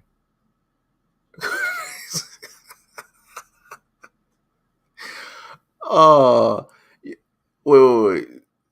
Hold on. Shamika, are you a Aqua Teen Hunger Force fan? Because as soon as I saw that, I immediately thought about the Moonanites on Aqua Teen Hunger Force. Big Hair said Gabon just had a coup too. Yeah, these people are insane. Oh yeah, if you decide that you want to say something directly online, yeah, you're gonna have issues. You're gonna have issues. Yep, I figured it. Yep. As soon as I saw that, that's why I started laughing. I'm like, oh snap! You talking about the moon? We are the Moonanites. Oh man, yeah. Aqua Teen Hunger Force is funny. It is funny. Like I said, y'all missed a lot of live streams when I was sitting up there singing anime stuff.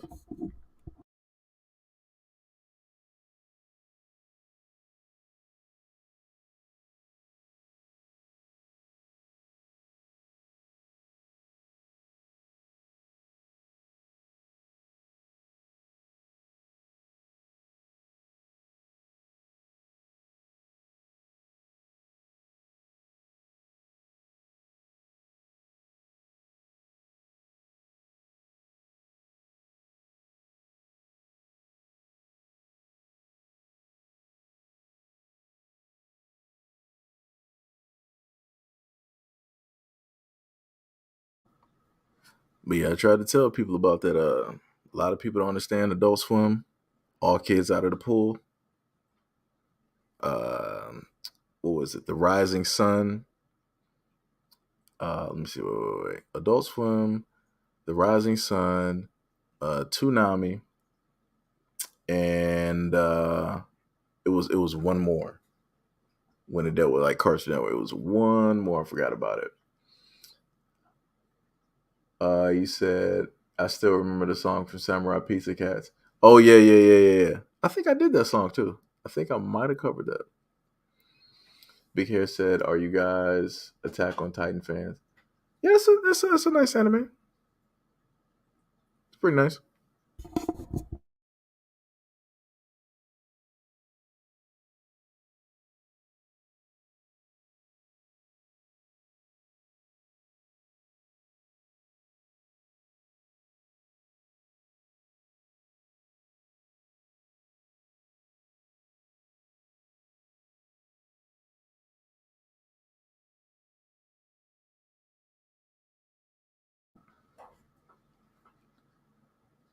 But yeah, Attack on Titan is pretty nice. They also got I think what like 2 games that they got out as well. So if you're a fan on anime fan, they got a lot of nifty and nice animes directly out there for people to watch. Even though they got quite a few other weird animes because Japanese they got some stuff out there. Let me tell you, they got some stuff. Hey Zaire, what is up? What is up? What is up? What is going on? Good morning. Good morning. Also, much love, respect, and appreciation to everybody that is in attendance at this moment in time. Much love, respect, and appreciation. And also, shout out to anybody that may have donated directly to the platform. Much love, respect, and appreciation. But yeah, what was one of the animes I just? I think the one I'm waiting for right now, anime wise, um, what is it? Baruto. Even though a lot of people got a lot of flack, got a lot of hate, the time skip looks great, and that is happening, which is awesome. Because we got to see how Naruto became, Hokage, and that was like his dream. Like I said, if somebody has like the will to do something, Naruto is it. Like he said from the jump that I'm going to become Hokage. That was a dude who didn't get no love from nobody in the village. Everybody in the village looked at him as like just some type of like leper because everybody knew that the Nine Tails was in him, so they looked at him like a demon and a throwaway. He got no love from nobody. Everything that he got, he earned. So it's like when you look at like Naruto when he's younger, everything is just like him doing like positive reinforcement because he didn't have really nobody else to like, believe in him. Now, Aruka Sensei, other than Minato, Aruka Sensei is technically his real father. Oh wait, you got Aruka Sensei, you got Jiraiya, you got the old man Hokage, who he called like, did he call him like Grandpa or Old Man? He called him that. Technically, you got Kakashi, and then you got like Minato. So you got like 4 to 5 people that was like a father figure to him, but it was really Aruka Sensei. That dude loved him like a son. Big Hair said, "That's my son's favorite." Yes, it's a dope show. It's a dope show. Yo, Grizzly, what is up? Said, unfortunately, far too many of us are fully indoctrinated with functioning colonized mindset. Love one another. Africa unite. Yeah, that's bars. That is 100% bars. That is bars. Um, but it's just very hard to get people to like understand that you've been like trapped, you've been set up. You have people that are rolling with like a Trojan horse and they're trying to steal from you again. And it's like instead of them like really just like warring it out, they're just out there doing it in front of you. Like they're just literally robbing your pockets while you're standing there. You know, but it's hard to tell people that, like you said, when they're indoctrinated and when they're brainwashed. You know, but slowly but surely things are taking a little bit of a turn. But we're going to see how far that gets because you saw what the nations did to Haiti. You know, let's see.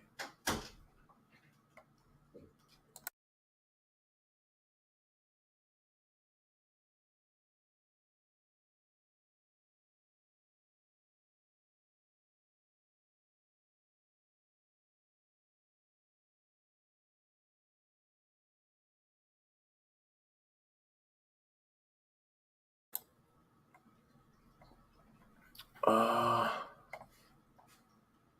let me see. This is a word. Yeah. Okay. Um. Big Hair said, I love the live action Cowboy Bebop on Netflix. I was mad when they canceled it. You had a lot of people that basically disliked the Cowboy Bebop on Netflix. You had a lot of people that disliked it. For me, I thought it was cool. It was, it was a shot to, try to do something. Like I said, Cowboy, look here.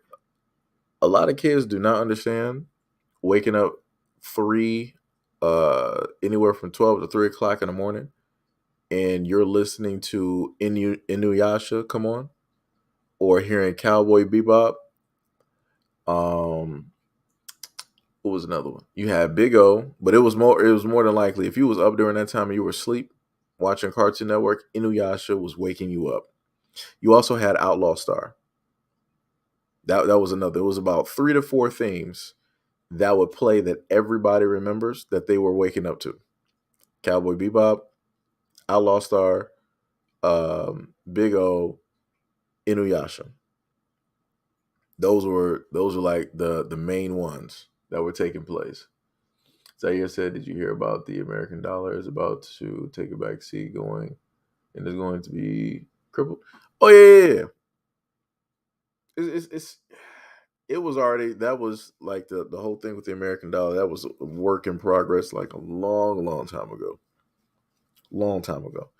Um, this is also one of the main reasons, part of the main reasons why Gaddafi is no longer here, because Gaddafi wanted to do the gold dinar, right? Anybody who, in a sense, wanted to switch currencies or do something new, they're no longer here. So, like I said, a lot of people will sit up there and say a lot of things about Gaddafi, but that's also to cover up the fact that if he would have been successful in doing this, that would have been uh, a road to unite a lot of the African nations that were there and to get them off of the dollar, because now the dollar would have to sit up there and match up to what the gold is. And that's going to be hard to do due to the fact that the dollar is based off of black gold, petrol. It ain't really based on gold. It ain't based on silver. It's not based on no type of precious metals. So the United States and everybody else ain't trying to really do that, right? Because they're going to have to sit up there and pay more in order to do business. Or better yet, you're going to have to actually use gold, something of equal value or better, in order to do business. And the United States was like, yeah, we're not really about to do that. It's just better to make a clean slate and keep things the way that they were. Like I said, it's like the same thing that happened with Tesla. You got people that'll work against you in order to do the things that they want to do.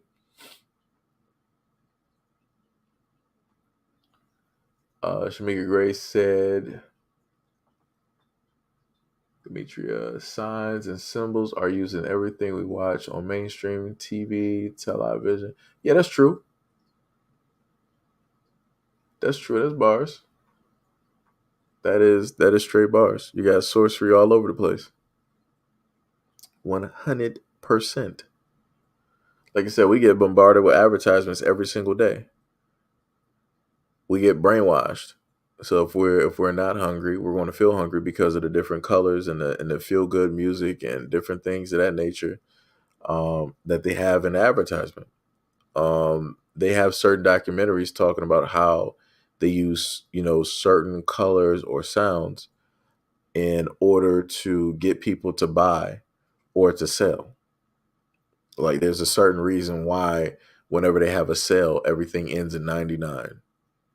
And different things in that nature versus it best being like 6 with a decimal 00, or stuff like that. Like I said, there's a psychology behind everything. Like it's crazy. Shamika said Big O was it. Oh yeah. Oh yeah. Yeah. Big O, Big O, Big O. Like I said, I wanted that watch. Big O, it's showtime. Yeah, that was it. Let me tell you. Like I used to tell people sitting up there waking up at uh what was it, like 6 o'clock in the morning on WB before it was the CW, and you could see the Fantastic Four, and you can watch Iron Man, and then you would fly to, for me being from Detroit, born and raised, um, You would go to UPN 50 or just UPN, and you would have, what is it, Transformers, Beast Wars. You would have Sailor Moon. You would have Pokemon and Dragon Ball Z. That was the main cartoon lineup every single morning before school. You could always catch Pokemon because Pokemon should have been at 7, I want to say. I think Transformers and Beast Wars. Oh, no, no. What was it? Yeah, Transformers. I gotta remember. I think what Transformers Beast Wars should have been at like the 7 o'clock, I think. And then around 8 o'clock, Pokemon should have came on. After that should have been Sailor Moon. And then I think it was like the Dragon Ball Z in like one of those slots, I think like later on or whatever. And then, kids of this timeline don't have, Saturday morning cartoons. One Saturday morning was that was the thing. Like I said, one Saturday morning. A lot do not know about that. That's classic. 1,000% classic. And then you had Thank God It's Friday on WXYZ. And if some people are here actually remember, what was it? Channel? Yeah, WXYZ. They actually played Power Rangers at the 7 o'clock. I think it was on for an hour. It should have been the 7 o'clock slot, which was for America's Most Funniest Home Videos, and that was on, I think, a Sunday. And that was when Jason and Tommy had to fight. Was it a shark? I forgot what it was. They had to fight this one monster. Um, and then also during the same time frame, Power Rangers was actually on Fox. So it was a lot of switcheroos, and different things, transpiring and happening during those times. A lot of memories, lot of great memories. A lot of great memories. Also, just want to say again, much love, respect, and appreciation to any and all people that are currently here at this moment in time during this live stream. Much I appreciate you guys a lot because normally, we don't have a bit of, people in here. The height that we made it to, I think, was about 50.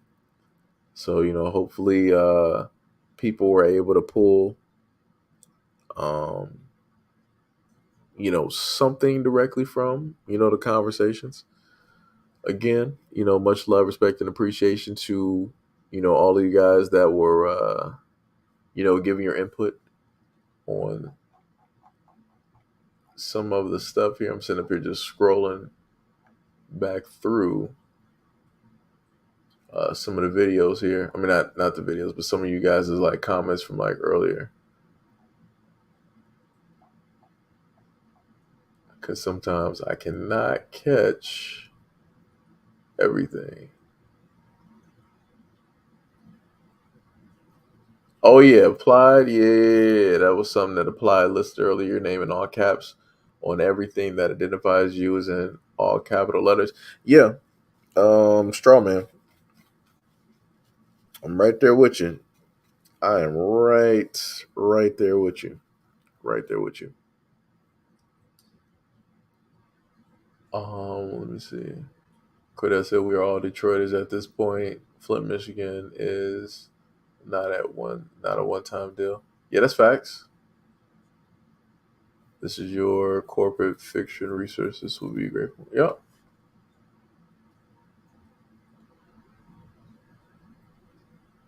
Establish a estate, an EIN, a foreign grantor's trust, EIN, and a private banker's EIN with the IRS. This man up here dropping bars. Let me tell you something. I had to sit up there and get that for the memory banks right there. Put that down, man. Dropping bars. You have the full backing of the United States Treasury, and you will never be broken. There was a sister teaching me some of this stuff called Path of Freedom 2. Oh, I'm going to have to look that up. Let me tell you. Like I said,